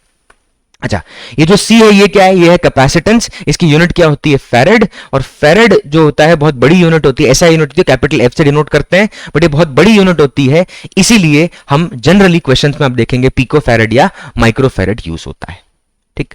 अच्छा, अब कैपेसिटेंस अगर इंक्रीज करना है भाई, देखिए अगर मान लीजिए मैं आपसे एक सवाल पूछूं कि ये बताओ कि चार्ज अगर बढ़ेगा, तो ना भाई चार्ज अगर बढ़ेगा तो बताइए कैपेसिटेंस का क्या होगा? अगर चार्ज बढ़ाएंगे तो कैपेसिटेंस का क्या होगा? कुछ नहीं, because you are dealing with the V। Q बढ़ रहा है इसका मतलब V बढ़ा है। कैपेसिटेंस एक प्रॉपर्टी है, जैसे रेजिस्टर की प्रॉपर्टी रेजिस्टेंस थी, इंडक्टर की इंडक्टेंस, वैसी कैपेसिटर की प्रॉपर्टी कैपेसिटेंस। तो जब तक आप उसके डायमेंशन को या उसके मीडियम को ना छेड़ दें, तब तक किसी बैटरी के पैरामीटर को चेंज करने से वो उस पर कोई इफेक्ट नहीं आएगा। तो उसको चेंज करने के लिए क्या करना पड़ेगा? उससे पहले एक टर्म पे बात करनी पड़ेगी जिसको हम बोलते हैं डाइलेक्ट्रिक कांस्टेंट। और डाइलेक्ट्रिक कांस्टेंट का मतलब क्या होता है? Dielectric constant is that factor of the medium through which the electric field in vacuum reduces in the medium. Simple भाषा में बोलता हूं मैं, ये तो हो गया डेफिनेशन, ठीक है, शो ऑफ करने के लिए। अब सिंपल भाषा में सुनना भाई, what is dielectric constant? Dielectric constant का मतलब क्या है? वो एक नंबर है, मतलब आपका डायमेंशनलेस नंबर, जो क्वांटिफाई करता है कि कोई कितना बेटर इंसुलेटर है या कोई कितना बेटर कंडक्टर है, ठीक है। तो हम वैसे dielectric constant is defined for insulator, तो इंसुलेटर को मतलब अगर आपको कैटेगराइज करना है तो K के बेसिस पे होगा। And what is K? Simple सा बात, यहां पे आप देखेंगे ये इलेक्ट्रिक फील्ड है, ये इलेक्ट्रिक फील्ड है, यहां पर वैक्यूम है, इधर वैक्यूम है और यहां भी वैक्यूम है, दोनों जगह वैक्यूम है, मतलब खाली है, कोई मीडियम नहीं है, ठीक है। और यहां क्या हुआ? ये इलेक्ट्रिक फील्ड इधर से आ रही है, ये जा रही है, बट इसके बीच में आप नोटिस कर रहे हैं हमने क्या रख दिया है? We have kept a capacitor, parallel plate capacitor, जिसमें डाइलेक्ट्रिक कांस्टेंट K इंसर्ट कर रखा है। ये जस्ट मैंने, आप अभी कैपेसिटर पे फोकस मत करिएगा, पर्पस ये है कि एक डाइलेक्ट्रिक कांस्टेंट रखा है। अब जब ये इलेक्ट्रिक फील्ड E नॉट यहां एंटर करेगी इस मीडियम में, तो इस मीडियम के अंदर the electric field will become E naught by K। क्या बन जाएगी भाई? E naught by K। यानी वैक्यूम के रिस्पेक्ट में जब ये इलेक्ट्रिक फील्ड किसी मीडियम में एंटर करे जिसका डाइलेक्ट्रिक कांस्टेंट K है, तो वो field E naught by K हो जाती है, और ये हर जगह E नॉट बाय K रहेगी जब तक मीडियम में है। यानी यहां E naught by K, E naught by K, E naught by K, E naught by K, E naught, ठीक। यानी अगर मुझे उसको प्लॉट करना है, इसको अगर कर्व को प्लॉट करना है, तो बार चार्ट कैसे बनेगा? सबसे पहले नीचे देखिएगा क्या किया है, इसी पर्टिकुलर वेरिएशन, इसी मूवमेंट को नीचे एक्स एक्सिस पे डिस्टेंस के टर्म्स में शो करेंगे और यहां पे इलेक्ट्रिक वाई एक्सिस पे इलेक्ट्रिक फील्ड शो करेंगे। तो अब अगर आप ध्यान से देखिएगा, you are moving from this point, ये वाले पॉइंट से अपना मूव करना शुरू कर रहे हैं, हाईलाइट ये लाल गोले को देखना, यहां से मूव करना शुरू कर रहे हैं। चलिए मूव कर रहे हैं, कर्व बना रहा हूं मैं। सबसे पहले यहां हर जगह इलेक्ट्रिक फील्ड कितनी होगी? E नॉट होगी। वैक्यूम में हर जगह इलेक्ट्रिक फील्ड क्या होगी? E not.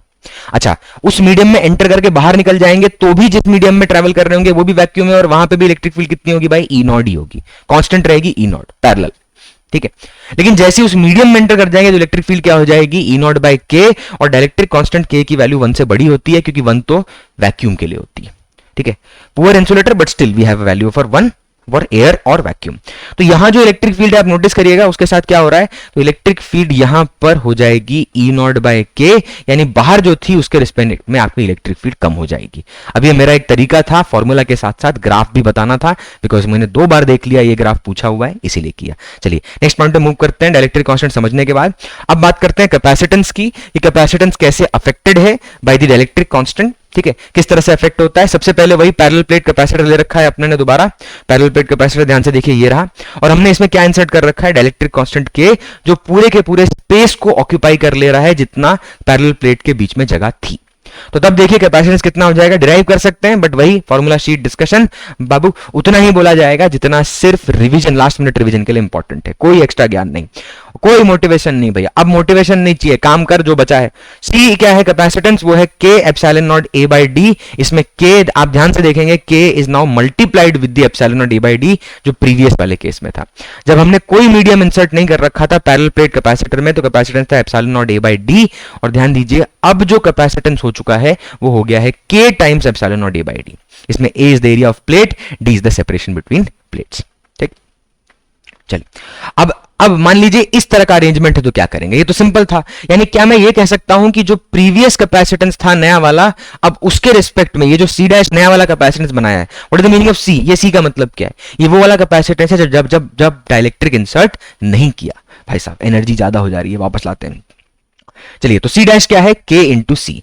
सी का मतलब कैपेसिटेंस जब हमने वहां पर मीडियम इंसर्ट नहीं किया, एंड के है डाइलेक्ट्रिक कांस्टेंट, यानी आपका capacitance has been increase by a factor of K. ठीक, अब नेक्स्ट पॉइंट यहां पे देखेंगे, इस वाले पॉइंट को देखिए, इधर इधर आके देखिए, ये वाला पॉइंट जो है इसको देखिएगा, लाल गोले से करते हैं, खराब हो जाएगा नहीं तो। हाँ, अब यहां क्या कर रखा है, we have inserted 3 different dielectric, ठीक है, 3 अलग अलग इंसुलेटर इंसर्ट कर रखे हैं।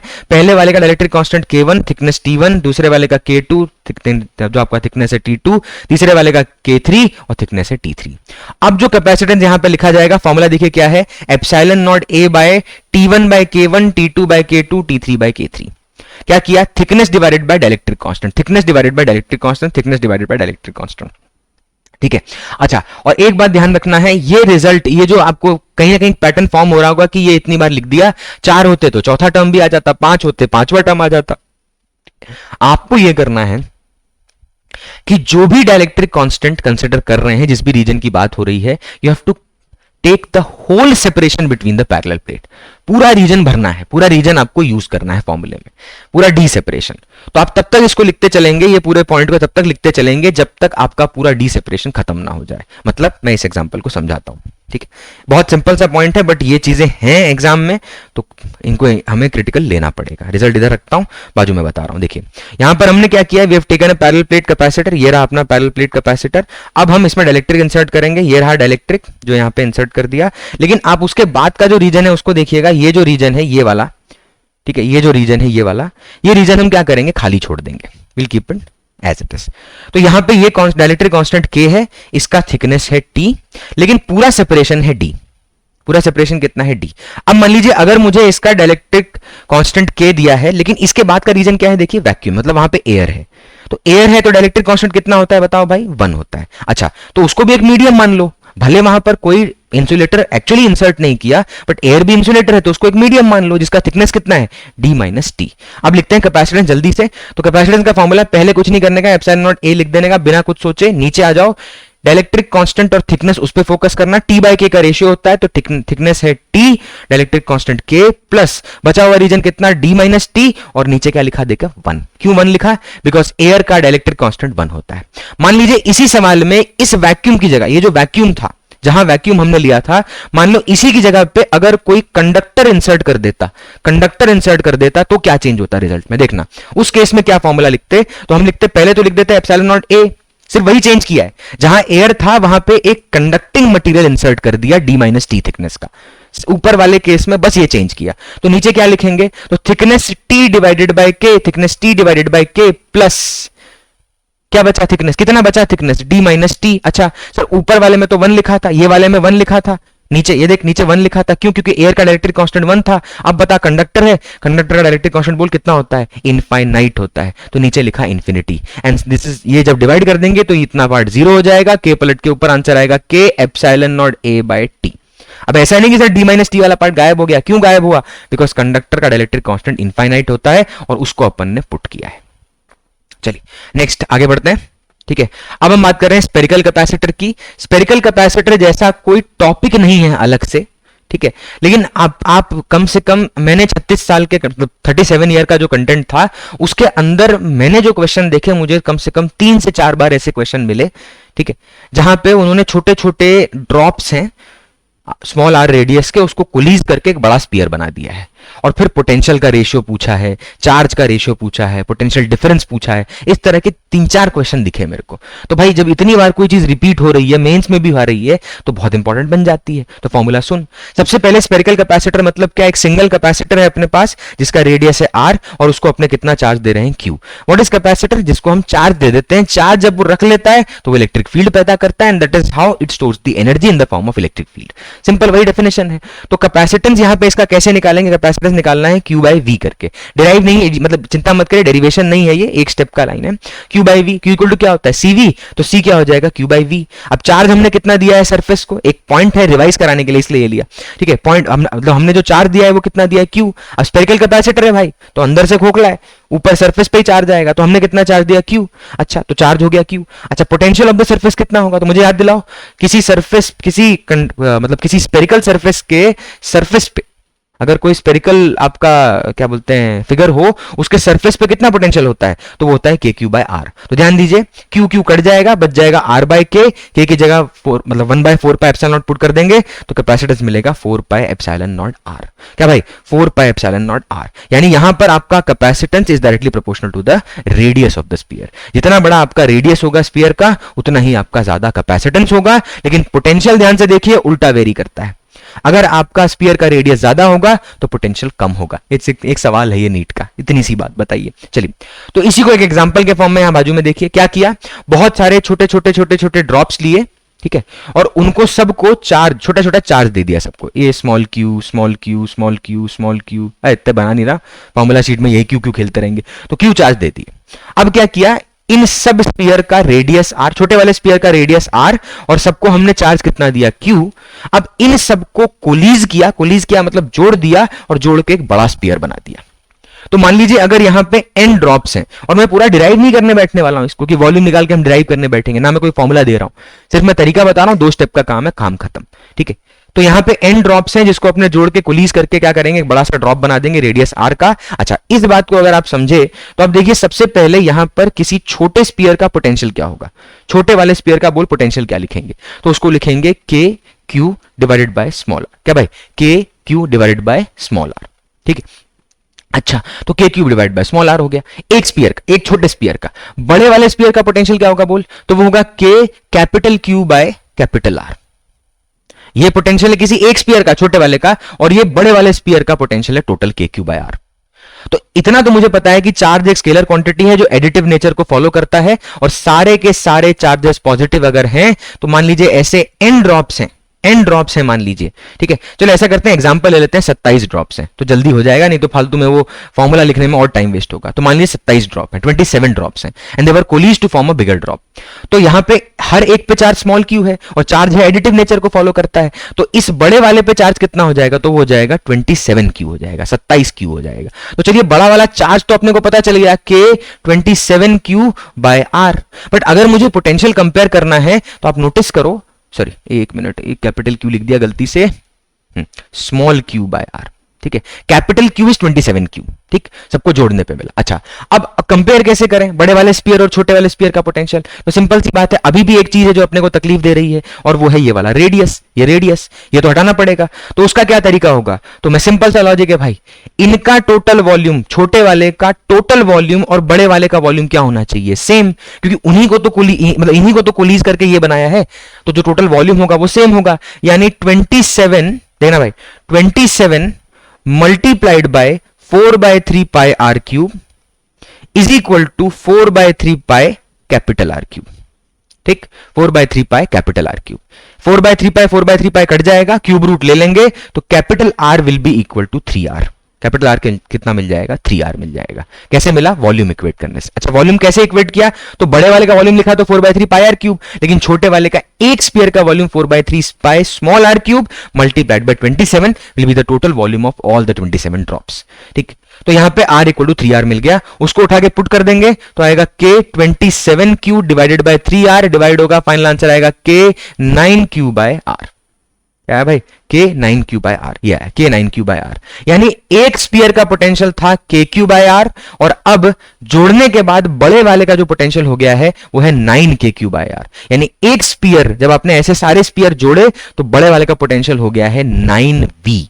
And what is V, the potential of a single sphere. एक छोटे वाले स्पीयर का पोटेंशियल अगर V है तो इस बड़े वाले का 9V हो चुका है। ठीक, चार्ज कैसे ऐड किया और रेडियस कैसे निकाला वॉल्यूम को कंपेयर करके, इस बात पे ध्यान देना। चलिए नेक्स्ट पॉइंट पे मूव करते हैं, let's move to the next point. अब हम क्या करने वाले हैं, विल बी टेकिंग कैपेसिटर, एक सिंगल कैपेसिटर लेते हैं और कुछ टर्म्स के बारे में डिस्कस करेंगे। Let's discuss about few terms. ठीक है, हम क्या करने वाले हैं, हम एक कैपेसिटर को लेंगे जिसका कैपेसिटेंस है अभी मान लीजिए इनिशियली C है, और उसको हम एक बैटरी से कनेक्ट कर दिया V पोटेंशियल की। ठीक, तो अभी इस जो पहला वाला केस है इसमें हम बैटरी को कनेक्टेड रखेंगे। तो जब बैटरी कनेक्टेड रहती है तो कैपेसिटर के अक्रॉस जो पोटेंशियल है वो कांस्टेंट हो जाता है, अगर बैटरी कनेक्टेड रहती है तो। ठीक, और अगर हम मान लीजिए उस बैटरी को कनेक्ट करें, चार्ज करें, उसके बाद बैटरी डिस्कनेक्ट कर दें तो चार्ज कांस्टेंट हो जाता है। तो दूसरे वाले केस में आप देखेंगे यहां पर हमने चार्ज कांस्टेंट रखा है, यानी there is no source connected with the capacitor. ठीक, तो अब हम क्या कर रहे हैं इस केस में, ये है कांस्टेंट चार्ज, ये है कांस्टेंट ये है कांस्टेंट पोटेंशियल और ये है कांस्टेंट चार्ज। ठीक, एनर्जी का फ्लो इतना ज्यादा है कि आदमी भावनाओं में बह जा रहा है, बहुत बढ़िया। तो यहां पर कांस्टेंट V और यहां पर कांस्टेंट Q। अच्छा, अब इस वाले केस में और इस वाले केस में करना क्या है, what we have to discuss, वो सुनना। तो हमें क्या करना है, हम यहां पर डाइलेक्ट्रिक इंसर्ट करेंगे, यहां पर भी डाइलेक्ट्रिक इंसर्ट करेंगे। डाइलेक्ट्रिक कांस्टेंट कितना है K, डाइलेक्ट्रिक कांस्टेंट कितना है K, तो हम डाइलेक्ट्रिक कांस्टेंट जो है, डाइलेक्ट्रिक जो है वो इंसर्ट कर रहे हैं कहां पर, किसी कैपेसिटर के अंदर। ठीक है, और हम डाइलेक्ट्रिक इंसर्ट करने से पहले और डाइलेक्ट्रिक इंसर्ट करने के बाद क्या क्या चेंजेस आएंगे वो रिजल्ट डायरेक्टली कंपेयर करके लिख रहे हैं, डिराइव नहीं कर रहे हैं, डायरेक्ट कंपेयर करके लिख रहे हैं। चलिए, तो यहां पे हम सबसे पहले क्या लिखेंगे, सबसे पहले हम लिखते हैं कैपेसिटेंस को। ठीक है, कैपेसिटेंस कंपेयर हो रहा है बिफोर एंड आफ्टर, ये है बिफोर एंड ये है आफ्टर। ठीक है, एक मिनट, बिफोर एंड आफ्टर। तो बात किस पे हो रही है, एट कांस्टेंट V पे, we are discussing at constant V, before and after. और बैटरी कनेक्टेड है क्या, हाँ, तो बैटरी देखिए, या तो डायरेक्ट क्वेश्चन बोल दे कांस्टेंट पोटेंशियल, या बोल दे बैटरी कनेक्टेड है, तो भी उसका मतलब क्या है, constant potential, and then we are inserting the dielectric. अच्छा, क्या बैटरी की प्रॉपर्टी है कैपेसिटेंस, नहीं।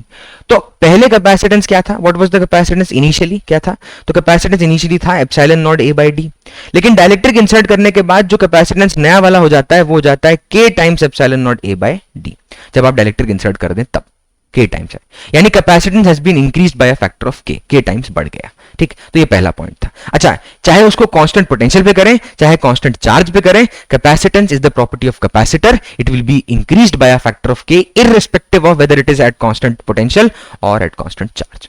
ठीक, तो पहला पॉइंट ये था। चलिए, सेकंड पॉइंट क्या है, what is the second point, तो अभी यहां पे क्या कांस्टेंट है, V, तो हमें अब कमेंट करना है energy stored in the capacitor पे। तो energy stored in the capacitor का फॉर्मूला क्या होता है, तो वो होता है हाफ CV स्क्वायर। एक फॉर्मूला नहीं है भाई, energy stored in the capacitor के यू हैव 3 फॉर्मूले। कौन कौन से होते हैं फॉर्मूले, half CV square, Q square bye 2C and half CV। क्या होता है ये, एनर्जी स्टोर्ड इन कैपेसिटर। ये एनर्जी स्टोर्ड इन कैपेसिटर के 3 फॉर्मूले हैं, half CV square, Q square bye 2C and half CV। अब इनमें से कौन सा फॉर्मूला यूज होगा वो डिपेंड करेगा क्या कांस्टेंट है। तो हमारे प्रीवियस वाले केस में आइए, क्या कांस्टेंट है यहां पर, तो यहां पर पोटेंशियल कांस्टेंट है। तो पोटेंशियल कांस्टेंट होगा तो आप वो वाला फॉर्मूला उठाएंगे, ध्यान से देखिए, अगर पोटेंशियल कांस्टेंट है तो आप वो वाला फॉर्मूला उठाएंगे जहां पर पोटेंशियल हो और कैपेसिटेंस हो। तो हमारे पास कौन सा फॉर्मूला है, हाफ CV स्क्वायर। अच्छा, अब अगर हाफ CV स्क्वायर है तो capacitance now has been increased by a factor of K, तो एनर्जी भी क्या हो जाएगी भाई, K टाइम्स बढ़ जाएगी। क्या होगा, K टाइम्स बढ़ जाएगी, क्योंकि कैपेसिटेंस C से क्या हो चुका है, KC, इसलिए एनर्जी भी आप नोटिस करेंगे कि वो K टाइम्स इनिशियल एनर्जी के रिस्पेक्ट, जो इनिशियल UC एनर्जी स्टोर्ड थी उस बैटरी V पोटेंशियल से, जैसे डाइलेक्ट्रिक इंसर्ट किया with the battery connected because we are dealing at constant potential. तो नई वाली एनर्जी बन चुकी है half K C V square, यानी एनर्जी के टाइम्स बढ़ चुकी है।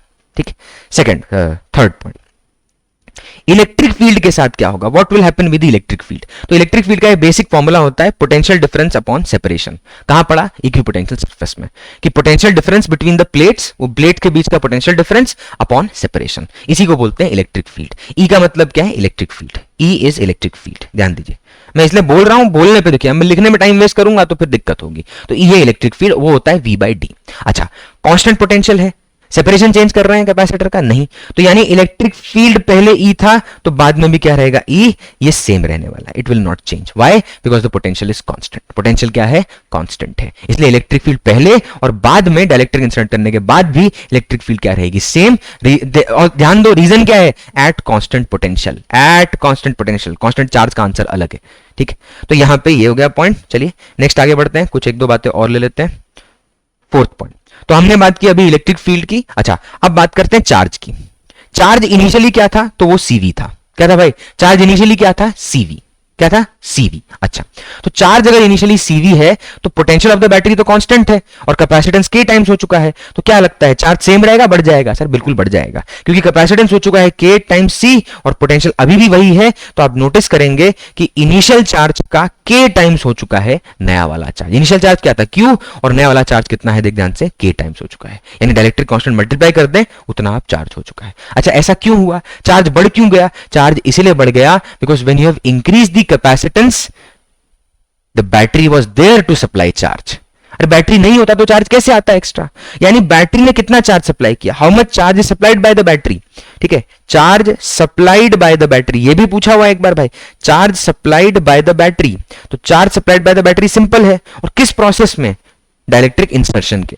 जब डाइलेक्ट्रिक इंसर्ट कर रहे हैं तब कितना उसने चार्ज सप्लाई किया बैटरी ने, तो भैया सिंपल है, फाइनल चार्ज कितना है, KCV, इनिशियल चार्ज कितना है, CV।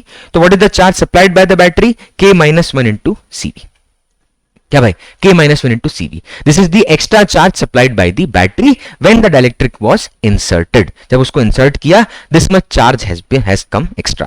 ठीक, अच्छा, तो इसका मतलब बैटरी ने कुछ काम किया। तो फिफ्थ पॉइंट क्या है, work done by the battery. क्या है भाई, work done by the battery. क्या है, work done by the battery. अच्छा, तो work done by the battery का फॉर्मूला क्या होता है, सिंपल होता है, Q, what is this, charge supplied bye battery, charge supplied bye battery. तो बताइए, जब हमने डाइलेक्ट्रिक इंसर्ट किया, तो कितना चार्ज बैटरी ने सप्लाई किया, उस प्रोसेस में कितना चार्ज सप्लाई किया, तो वो है K-1 इंटू CV। तो इसकी जगह पे लिख देंगे और फॉर्मूला पहले कंप्लीट कर दें, into potential of the battery, into potential of the battery. What is V, potential of the battery, potential of the battery. तो work done by the battery का फॉर्मूला होता है charge supplied by the battery multiplied by the potential of the battery, charge supplied by the battery multiplied by the potential of the battery. ठीक, तो ये हो गया। अच्छा, अब इसको लिखते हैं, कैसे लिखेंगे, तो भैया बैटरी ने चार्ज कितना सप्लाई किया, तो उसने K-1 इंटू CV सप्लाई किया। कितना भाई, K-1 इंटू CV, कितना, K-1 इंटू CV। ठीक है, और कितने पोटेंशियल पे सप्लाई किया, तो V पोटेंशियल पे। तो व्हाट इज द एनर्जी, यानी work done by the battery, तो वो है K-1 CV स्क्वायर। कितना है भाई, K-1 CV स्क्वायर। सिंपल है, आपको चार्ज कितना सप्लाई हुआ वो निकाल लिया मैग्नीट्यूड वाइज, बैटरी का पोटेंशियल पता था, दोनों को मल्टीप्लाई कर दे, क्या मिल जाएगा, work done by the battery. Simple. तो what is the formula for work done by the battery, charge supplied by the battery multiplied by the potential of the battery. Generally potential of the battery is constant, तो जो भी उसका 10 volt 20 volt potential है उसको charge supplied से multiply कर दीजिए। ठीक है, अच्छा, लास्ट पॉइंट इसमें क्या है, सुनना भाई ध्यान से, बहुत सारी बातें हैं जो मैं, मतलब ऑब्वियसली बात है, रिजल्ट बेस्ड डिस्कशन है तो छोड़ना पड़ेगा, क्या कर सकते हैं। ठीक है, तो लेकिन लास्ट मिनट रिवीजन यही है, and have confidence and faith on yourself, this will make you understand each and every point. चलिए, तो लास्ट पॉइंट है फोर्स बिटवीन प्लेट्स।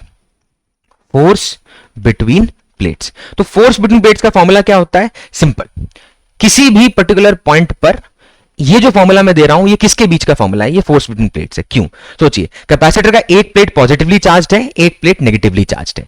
जब एक दूसरे को सामने लेके आएंगे उसको, तो अगर एक पॉजिटिव और एक नेगेटिव है तो क्या ये ऐसे रहेंगे या खींचेंगे एक दूसरे के पास, ऑब्वियसली खींचेंगे। तो इनके बीच का जो फोर्स होता है वो कैसे अफेक्टेड है, डाइलेक्ट्रिक कांस्टेंट से, उस पर चर्चा करना है। लेकिन उस पर चर्चा करने के लिए ध्यान देना, उस पर चर्चा, एक मिनट थोड़ा हिल गया लगता है, हाँ, उस पर चर्चा करने के लिए हमें पहले फॉर्मूला चाहिए। तो व्हाट इज द फॉर्मूला, वो लिख रहा हूं, ठीक है। Charge multiplied by electric field, charge multiplied by, what is the electric field, किसी सी आप जब भी फोर्स लिखते हैं ना दो के बीच में, तो कैसे लिखते हैं, याद है QE करके एक फॉर्मूला था, F equal to QE। Q का मतलब क्या है, चार्ज, E का मतलब क्या है, इलेक्ट्रिक फील्ड। तो when you multiply Q and E you get F। लेकिन Q किसी एक प्लेट का और E इसी दूसरे प्लेट का, तो दूसरे प्लेट का फील्ड कितना होगा, सिग्मा बाय 2 एप्सिलॉन नॉट। और Q को लिख सकते हैं sigma bye A, sorry Q को लिख सकते हैं सिग्मा इंटू A। तो ये आएगा sigma square A by 2 epsilon naught. क्या है भाई, सिग्मा A, मतलब जो आप sigma square A by 2 epsilon naught, ठीक है। अच्छा, इसी में अगर मैं इस वाले सिग्मा को Q बाय A से रिप्लेस कर देता तो फॉर्मूला आता Q square by 2A epsilon not. Simple, ये फॉर्मूला है अपना, ज्यादा दिमाग मत खर्च कर, ये मेरा निकालने का तरीका था कि फोर्स बिट, ताकि एक आध का स्टेप याद रह जाता है तो एग्जाम में कभी भूल जाओ तो हो जाए। तो ये, और ये मतलब 2 से 3 बार है ये क्वेश्चन, एक तो असर्शन रीजन के फॉर्म में भी था। तो फोर्स बिटवीन प्लेट्स का फॉर्मूला क्या होता है, either the formula is sigma square A by 2 epsilon naught और the formula is Q square by 2A epsilon naught. इसमें सिग्मा क्या होता है, charge density which is charge upon area, ठीक है, which is charge upon area, ठीक। तो formula है ये। अच्छा, अब मुझे बताइए इस केस में क्या चार्ज बढ़ रहा है, फोर्स बढ़ेगी बिटवीन प्लेट डाइलेक्ट्रिक इंसर्ट करने के बाद, बताइए भाई क्या फोर्स बढ़ेगी between the plate dielectric insert करने के बाद, यस बढ़ेगी। क्यों बढ़ेगी, because force is directly proportional to Q square. जब चार्ज को देखा तो चार्ज K टाइम्स बढ़ गया भाई, चार्ज K टाइम्स बढ़ गया तो फोर्स K स्क्वायर टाइम्स बढ़ जाएगी। सिंपल, फोर्स क्या होगा, K स्क्वायर टाइम्स बढ़ जाएगी। यानी अगर 4 यूनिट डाइलेक्ट्रिक कांस्टेंट का वैल्यू मैंने इंसर्ट किया तो 16 गुना फोर्स बढ़ जाएगी, क्योंकि स्क्वायर से प्रोपोर्शनल है। क्यों, कैसे पता, क्योंकि वो Q स्क्वायर पे डिपेंड करता है। देखिए ना, इस फॉर्मूला को देखिए, इस फॉर्मूला को देखिए, force between plates is directly proportional to Q square, और नीचे जो क्वांटिटी है, मतलब नीचे जो क्वांटिटीज हैं वो देखिए वो कांस्टेंट है। Area of the plate constant है सर, जो आपका क्रॉस सेक्शनल एरिया था। एप्सिलॉन नॉट तो वैसे भी परमिटिविटी ऑफ फ्री स्पेस होता है, यानी सीधा सीधा किस पे डिपेंड करता है, चार्ज पे। ये वाला फॉर्मूला भी यूज कर सकते हैं, बट मैं कह रहा हूं चार्ज से यूज करना, उस पर बात हो रखी है। तो फोर्स बिटवीन प्लेट जो है वो Q स्क्वायर पे डिपेंड करता है, और Q किस पे डिपेंड कर रहा है, K पे, यानी फोर्स किस पे डिपेंड करेगा, K स्क्वायर पे।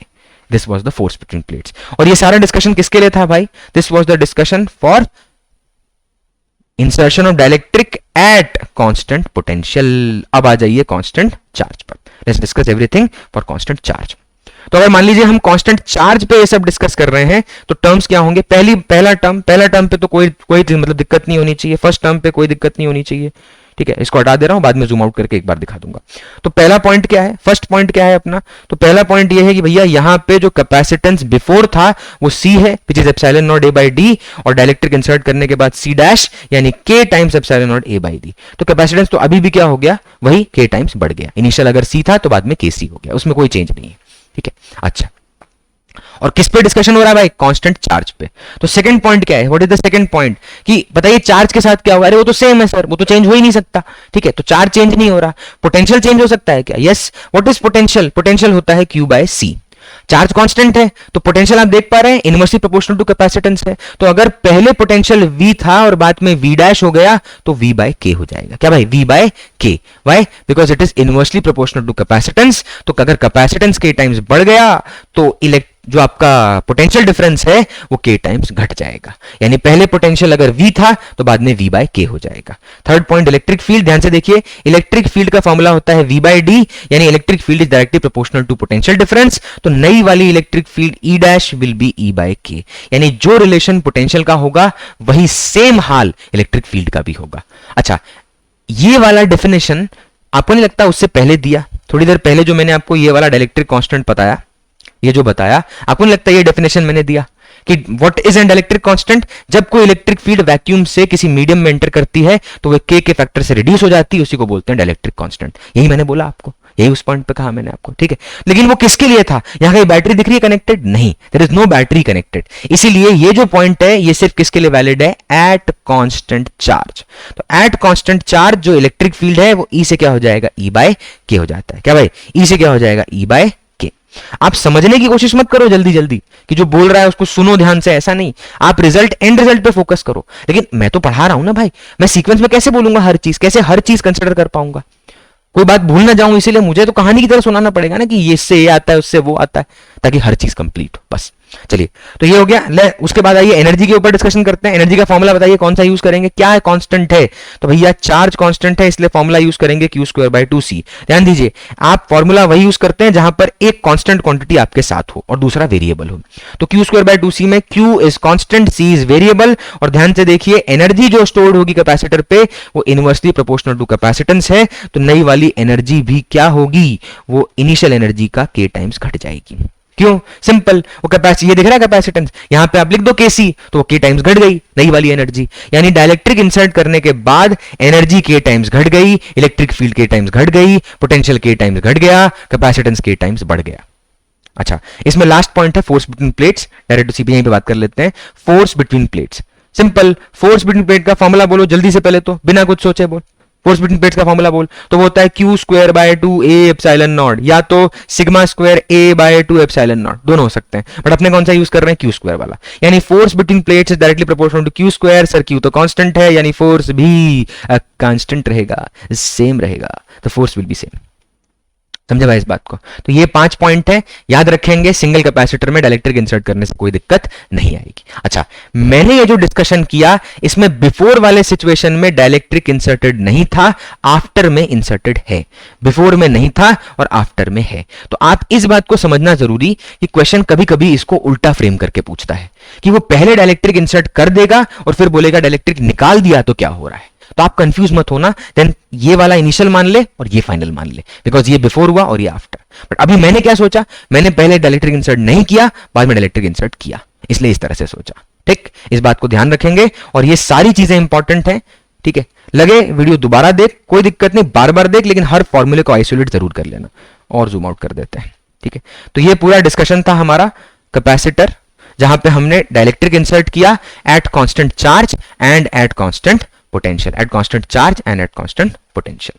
बहुत ताबड़तोड़ तरीके से रिजल्ट डिस्कस किए हैं। चलिए, ये तो एनर्जी के फॉर्मूले थे, ये हम देख चुके हैं। चलिए नेक्स्ट आगे बढ़ते हैं। तो यहां पे अपन ने बात किया कि अभी तक अपना डिस्कशन हुआ एक पैरेलल प्लेट कैपेसिटर का, जैसे कि, और ये फॉर्मूला शीट है भैया, no detail discussion, formula sheet, formula sheet. चलिए, तो पहले अपन ने क्या डिस्कस किया, फर्स्ट अपन ने डिस्कस किया कैपेसिटेंस के बारे में, इक्वेशन ऑफ कैपेसिटर के बारे में, क्या बढ़ता है क्या घटता है, फिर डाइलेक्ट्रिक का क्या इफेक्ट है, कर्व कैसे प्लॉट करते हैं। उसके बाद अपने ने सिंगल कैपेसिटर पे डाइलेक्ट्रिक डालने से किस तरह से उसका बिहेवियर चेंज होता है, क्या क्या चीजें चेंज होती हैं, वो देख लिया, और प्योरली फॉर्मूला बेस्ड डिस्कशन है। चलिए, इसके बाद नेक्स्ट पॉइंट उठाते हैं। Now what will be doing, देखना सिचुएशन देखना, हमारे पास एक कैपेसिटर था जिसका कैपेसिटेंस C1 है और उसको चार्ज किया V1 पोटेंशियल से और बाद में वो बैटरी डिस्कनेक्ट कर दी, लेकिन उसका पोटेंशियल कितना हो गया V1। ठीक, अब दूसरा कैपेसिटर लिया अपन ने यहां पर इसको, और उस एनर्जी को हम अभी यूज नहीं कर रहे हैं, तो जैसा कैपेसिटर चार्ज करके छोड़ा था वैसे ही रहने वाला है। अब दूसरा कैपेसिटर है C2, इसको अपने ने चार्ज किया V2 पोटेंशियल से और इसको छोड़ दिया। अब हमने क्या किया, इन दोनों कैपेसिटर को उठाया और जोड़ दिया। और ध्यान दीजिए, इसमें दो तरीके से जोड़ सकते हैं, we can connect them by 2 way. और मैं इसमें सारे रिजल्ट नहीं लिखने वाला हूं कि मैं हीट लॉस और ये सब निकालने बैठ जाऊं, मैं खाली बताऊंगा हीट लॉस कैसे निकालते हैं। बट इस केस में मैं बहुत ज्यादा डेप्थ में नहीं जाऊंगा, बिकॉज एनसीईआरटी और जो प्रीवियस ईयर कंटेंट है, मेंस का भी, नीट का भी, उसके बेसिस पे बात हो रही है। तो आप देखिए, यहां पर जो कैपेसिटर है C1 कैपेसिटेंस का, उसको हमने चार्ज किया V1 पोटेंशियल से। यहां जो कैपेसिटेंस है C2 पोटेंशियल का, उसको चार्ज किया V2 पोटेंशियल से। अब C1 और C2 को कनेक्ट कर दिया, C1 और C2 को कनेक्ट कर दिया, लेकिन यहां पर जब कनेक्ट किया पहले वाले केस में, तो पॉजिटिव को पॉजिटिव से, नेगेटिव को नेगेटिव से कनेक्ट किया। भैया ये पॉजिटिव नेगेटिव पोलैरिटी मतलब ऐसे बेयर कर लेगा ना, तो आपने जब इन दोनों को, ये वाला कैपेसिटर और ये वाला जोड़ा जाएगा, जब उसको जोड़ रहे हैं, इसको और उसको जोड़ेंगे, तो जोड़ने पे देखना किस तरह से जोड़ पा रहे हैं। तो पहला है सेम पोलैरिटी से जोड़ेंगे, दूसरा है ऑपोजिट पोलैरिटी से जोड़ेंगे। ठीक, तो प्लस माइनस प्लस माइनस, ठीक, तो यहां सेम पोलैरिटी से जोड़ा, यहां ऑपोजिट पोलैरिटी से जोड़ा, तो अब जो फॉर्मूला होता है जिसको हम बोलते हैं common potential, what is VC, common potential. जब आप दो डिफरेंट पोटेंशियल कैपेसिटर को जोड़ेंगे तो चार्ज भागने लगेगा, और चार्ज कहां से कहां भागता है, वो हायर पोटेंशियल से लोअर पोटेंशियल पे भागता है। और कब तक भागता रहेगा, जब तक फाइनल पोटेंशियल सेम ना हो जाए। तो जब आप इन दोनों कैपेसिटर को यहां पर कनेक्ट करेंगे तो दोनों फाइनली कहां रीच कर जाएंगे, वीसी को। What is VC, common potential. चाहे पोलैरिटी सेम हो चाहे ऑपोजिट, लास्ट में दोनों से कॉमन पोटेंशियल पे पहुंचने वाले हैं। ठीक है, हाँ, दोनों के कॉमन पोटेंशियल की वैल्यू ऑब्वियस बात है अलग होगी। भाई यहां पे वीसी डैश कर देता हूं, नहीं तो आप सोचेंगे सेम है। तो यहां वीसी डैश और वीसी कैसे लिखेंगे, जल्दी से देखना। तो वीसी है C1V1 plus C2V2 divided by C1 plus C2, और वीसी डैश यानी ऑपोजिट पोलैरिटी में कनेक्ट किया तो वो है C1V1 minus C2V2 upon C1 plus C2। अच्छा, कैसे पता चलेगा कि सर यहां पे C1V1, देखिए जब ऐड कर रहे हैं तो तब दिक्कत नहीं है। और ये किस पे डिपेंड करता है, ये पूरा डेरिवेशन किससे आता है, तो वो चार्ज कंजर्वेशन से आता है। चार्ज कंजर्वेशन, चार्ज कैपेसिटर को छोड़ के बाहर थोड़ी जाएगा, तो चार्ज कंजर्व्ड है, इसी बात पे ये प्रिंसिपल बेस्ड है। और चार्ज कब तक फ्लो करेगा, जब तक पोटेंशियल सेम ना हो जाए। तो सेम पोलैरिटी वाले में जो पोटेंशियल है वो हो जाएगा C1V1 plus C2V2 upon C1 plus C2, और जब अपोजिट पोलैरिटी कनेक्ट करेंगे तो वो हो जाएगा C1V1 minus C2V2 upon C1 plus C2। ठीक, कॉमन पोटेंशियल बन गया अपना। अच्छा, यहां माइनस क्यों किया, क्योंकि ये ऑपोजिट पोलैरिटी से कनेक्टेड है। यहां ऐड क्यों किया, क्योंकि सेम पोलैरिटी से कनेक्टेड है। अच्छा, एक और चीज समझने वाली बात है कि यहां C1V1 C2V2 किसको पहले लिखना है, चिंता मत कर, मॉडुलस लगा दे। बट मैं ये कह रहा हूं जिस भी C और V को मल्टीप्लाई करने से ज्यादा नंबर मिल रहा है, ऑब्वियस सी बात है उसको पहले लिख, वही तो डोमिनेट करेगा, वही तो पोलैरिटी डिसाइड करेगा। जिसका CV ज्यादा होगा वही डिसाइड करेगा पोलैरिटी क्या है। सिंपल सी बात है, चार्ज कहां से कहां फ्लो करता है, higher potential to lower potential. तो एक का पोटेंशियल कम होगा, दूसरे का बढ़ेगा, और जैसे ही सेम हो जाएगा चार्ज फ्लो स्टॉप हो जाएगा। ठीक, तो ये फॉर्मूला यूज कर सकते हैं। अच्छा, अब इसमें एक पॉइंट आता है जिसको बोलते हैं हीट लॉस। हीट लॉस कैसे निकलेगा, सुनना, उसका फॉर्मूला बहुत ही बेसिक है, बहुत ही डायरेक्ट। हीट लॉस, क्या हीट लॉस होगा कि नहीं होगा, बिल्कुल होगा। हीट लॉस क्यों होगा, बिकॉज जब आप डिफरेंट पोटेंशियल कैपेसिटर को कनेक्ट करेंगे वायर के थ्रू, तो वायर एक रेजिस्टर है, और चार्ज जब दौड़ेगा तो हीट डिसिपेशन शो करेगा। तो हीट लॉस कैसे निकलता है, सिंपल, आप हीट लॉस निकाल रहे हैं मतलब आपको पता है कि एनर्जी तो कम होने ही वाली है। ठीक है, आप एनर्जी का चेंज नहीं निकाल रहे हैं, आप हीट लॉस निकाल रहे हैं। That means you already know कि एनर्जी विल बी लॉस्ट। और हीट लॉस कैसे निकलेगा, सिंपल, आपके पास इनिशियल कैपेसिटर सिस्टम है, ये वाला, ये इनिशियल कैपेसिटर सिस्टम है, तो आप उसकी इनिशियल एनर्जी फाइंड कर दीजिए। उसकी इनिशियल एनर्जी क्या होगी, half C1V1 square plus half C2V2 square. Simple, क्या हो गया, half C1V1 square plus half C2V2 square. और फाइनल जो सिस्टम बनेगा उसकी एनर्जी क्या होगी, तो उसकी एनर्जी होगी half C1 plus C2 into VC square, या इस वाले केस में half C1 plus C2 into VC dash square. ठीक है, जो जिसका VC है वो लिखो, C1 प्लस C2 कर दे। तो यहां पे आप पहले सेम वाले को देख ले और उसी से अपना डिस्कशन खत्म कर पाएंगे, खत्म ही कर देंगे उससे। ठीक है, दूसरा वाला तो खाली एक स्पेशल केस है, VC निकालने में ध्यान देना बस कि भैया वहां माइनस करके निकालते हैं, वहां ऐड करके निकालते हैं। चल देख, अब ये वाले केस में ये है आपकी फाइनल एनर्जी और ये वाली है आपकी इनिशियल एनर्जी। तो ध्यान दीजिएगा, हीट लॉस कैसे निकलेगा, सिंपल सी बात है, अब आप मैग्नीट्यूड निकाल रहे हैं तो उसमें कुछ नहीं करने का। When you have already said कि वो लॉस है, तो लॉस निकालने का सिंपल तरीका है U initial minus U final, because अब आप मैग्नीट्यूड निकाल रहे हैं, आप चेक नहीं कर रहे हैं कि वो लॉस होगा कि नहीं होगा। अरे ऑब्वियसली होगा, इनिशियल एनर्जी सिस्टम की ज्यादा थी, बाद की एनर्जी सिस्टम की कम है, इसलिए उसको माइनस करने से क्या मिल जाएगा, हीट लॉस। और ये हीट लॉस का फॉर्मूला है। तो फाइंड द इनिशियल एनर्जी, वो कितना था, half C1V1 square plus half C2V2 square. अच्छा सर, आपने ऐसे क्यों लिखा इनिशियल एनर्जी को, क्योंकि initially the capacitors were isolated and उनकी इंडिविजुअल एनर्जी को ऐड करने से टोटल एनर्जी मिल जाएगी, minus what is the final energy, half C1 plus C2 into VC square. Depend करेगा पोलैरिटी सेम है कि ऑपोजिट। इनको माइनस कर दीजिए, क्या मिल जाएगा, हीट लॉस। और ध्यान से देखिए, मैं पहले से कह रहा हूं कि ये लॉस है, इसका मतलब आप सिर्फ मैग्नीट्यूड निकाल रहे हैं। अब फाइनल माइनस इनिशियल करने की जरूरत नहीं है, आप सिर्फ मैग्नीट्यूड फाइंड कर रहे हैं, बिकॉज यू ऑलरेडी नो कि यहां पर हीट विल बी लॉस्ट। चलिए एक बार देख लो वन गो में। चलिए नेक्स्ट पॉइंट पे आगे मूव करते हैं, लेट्स मूव हेड। चलिए फॉर्मूला बेस्ड डिस्कशन, एक एक फॉर्मूला की जान लेंगे आज। चलिए अब नेक्स्ट पॉइंट है अपना, जो इसके बाद का सवाल है अपना, एक व्हीटस्टोन ब्रिज का। देखिए इसमें ज्यादा सर्किट थ्योरी में घुसने की जरूरत नहीं होती, बट मैं सर्किट थ्योरी सबसे आखिरी में उठाता हूं ताकि दो चार बातें करके मैं सीधा करंट इलेक्ट्रिसिटी का डिस्कशन करने लग जाऊं, बिकॉज वहां पे और क्या करना है, करंट इलेक्ट्रिसिटी में और क्या है, वहां यही सब चीजें। चलिए तो नेक्स्ट पॉइंट पे आ रहे हैं अपने। अब बात करेंगे हम किसकी, व्हीटस्टोन ब्रिज की। रुकिए, उससे पहले क्या करते हैं, बेसिक सर्किट थ्योरी की बात कर ही लेते हैं। Circuit theory, circuit theory, circuit theory क्या है? सिंपल, अगर दो कैपेसिटर सीरीज में कनेक्टेड हैं या दो कैपेसिटर पैरेलल में कनेक्टेड हैं तो किस तरीके से अलग अलग बिहेव करते हैं उसके ऊपर फोकस करिएगा। तो यहां कैपेसिटेंस C1, यहां कैपेसिटेंस C2 बैटरी से जोड़ दिया इस तरह से, और यहां कैपेसिटेंस C1, यहां कैपेसिटेंस C2 और ये जोड़ दिया बैटरी से इस तरीके से। ठीक, बैटरी का पोटेंशियल लेट्स से V है। अच्छा, अब पहले बताइए कौन सा जो फर्स्ट कनेक्शन है वो कौन सा है? सीरीज की पैरेलल। फर्स्ट कौन सा है? सीरीज की पैरेलल। तो फर्स्ट वाला जो कनेक्शन है वो है सीरीज कनेक्शन, और सेकंड वाला जो कनेक्शन है वो है पैरेलल कनेक्शन। कैसे पता चलता है भाई पैरेलल और सीरीज? सिंपल, अगर प्लस माइनस यानी माइनस प्लस से कनेक्टेड है इस सीक्वेंस में तो उसको बोलते हैं सीरीज। और सिंपल सी बात है, सीरीज मतलब क्या? वही रास्ता है और कोई रास्ता नहीं। दिवाली की सीरीज लगाते हैं, वहां पे एक बल्ब खराब हो जाए तो पूरी लाइट जाती है, क्यों? क्योंकि वो सीरीज है भाई, कनेक्टेड है सब एक दूसरे के साथ। पैरेलल में क्या है? दो अलग अलग रास्ते हैं, तो प्लस प्लस से, माइनस माइनस से, और पैरेलल में दिख रहा है ये कनेक्शन पैरेलल है। यहां पर जो कैपेसिटेंस आता है सीरीज में वो होता है C1 C2 upon C1 plus C2। दो का शॉर्टकट फॉर्मूला बताया, दो अगर सीरीज में कनेक्टेड है तो कैपेसिटेंस आएगा C1 C2 upon C1 plus C2, और अगर पैरेलल में कनेक्टेड है तो कैपेसिटेंस इक्विवेलेंट आता है C1 प्लस C2, जोड़ने पे मिलेगा डायरेक्ट। यानी जो रेजिस्टर का पैरेलल का रिजल्ट है वो यहां सीरीज में आता है, और जो रेजिस्टर का सीरीज का रिजल्ट है वो यहां पैरेलल में आता है। तो अगर कैपेसिटेंस बढ़ाना है, ध्यान देना, अगर कैपेसिटेंस बढ़ाना है तो पैरेलल में लगा, और अगर कैपेसिटेंस घटाना है तो सीरीज में लगा। यहां पर आपका कैपेसिटेंस कम वाले से भी कम आएगा, यहां आपका कैपेसिटेंस ज्यादा वाले से भी ज्यादा आएगा। सिंपल लॉजिक, अगर इसका कैपेसिटेंस 2 फैरेड, इसका कैपेसिटेंस 3 फैरेड, तो इनको सॉल्व करने से क्या मिलेगा? 2 3 6, 6 बाय 5 यानी 1.2। तो सबसे कम वाला कितना था? 2, तो आपका आंसर 2 से भी कम आया। यानी अगर दो कैपेसिटेंस दिए हैं उनमें सबसे कम वाले से भी कम आपका आंसर आएगा, और अगर पैरेलल लिया है तो दोनों को जोड़ने से मिलेगा तो ज्यादा वाले से भी ज्यादा आंसर आएगा। बढ़ाना है तो ये, घटाना है तो ये।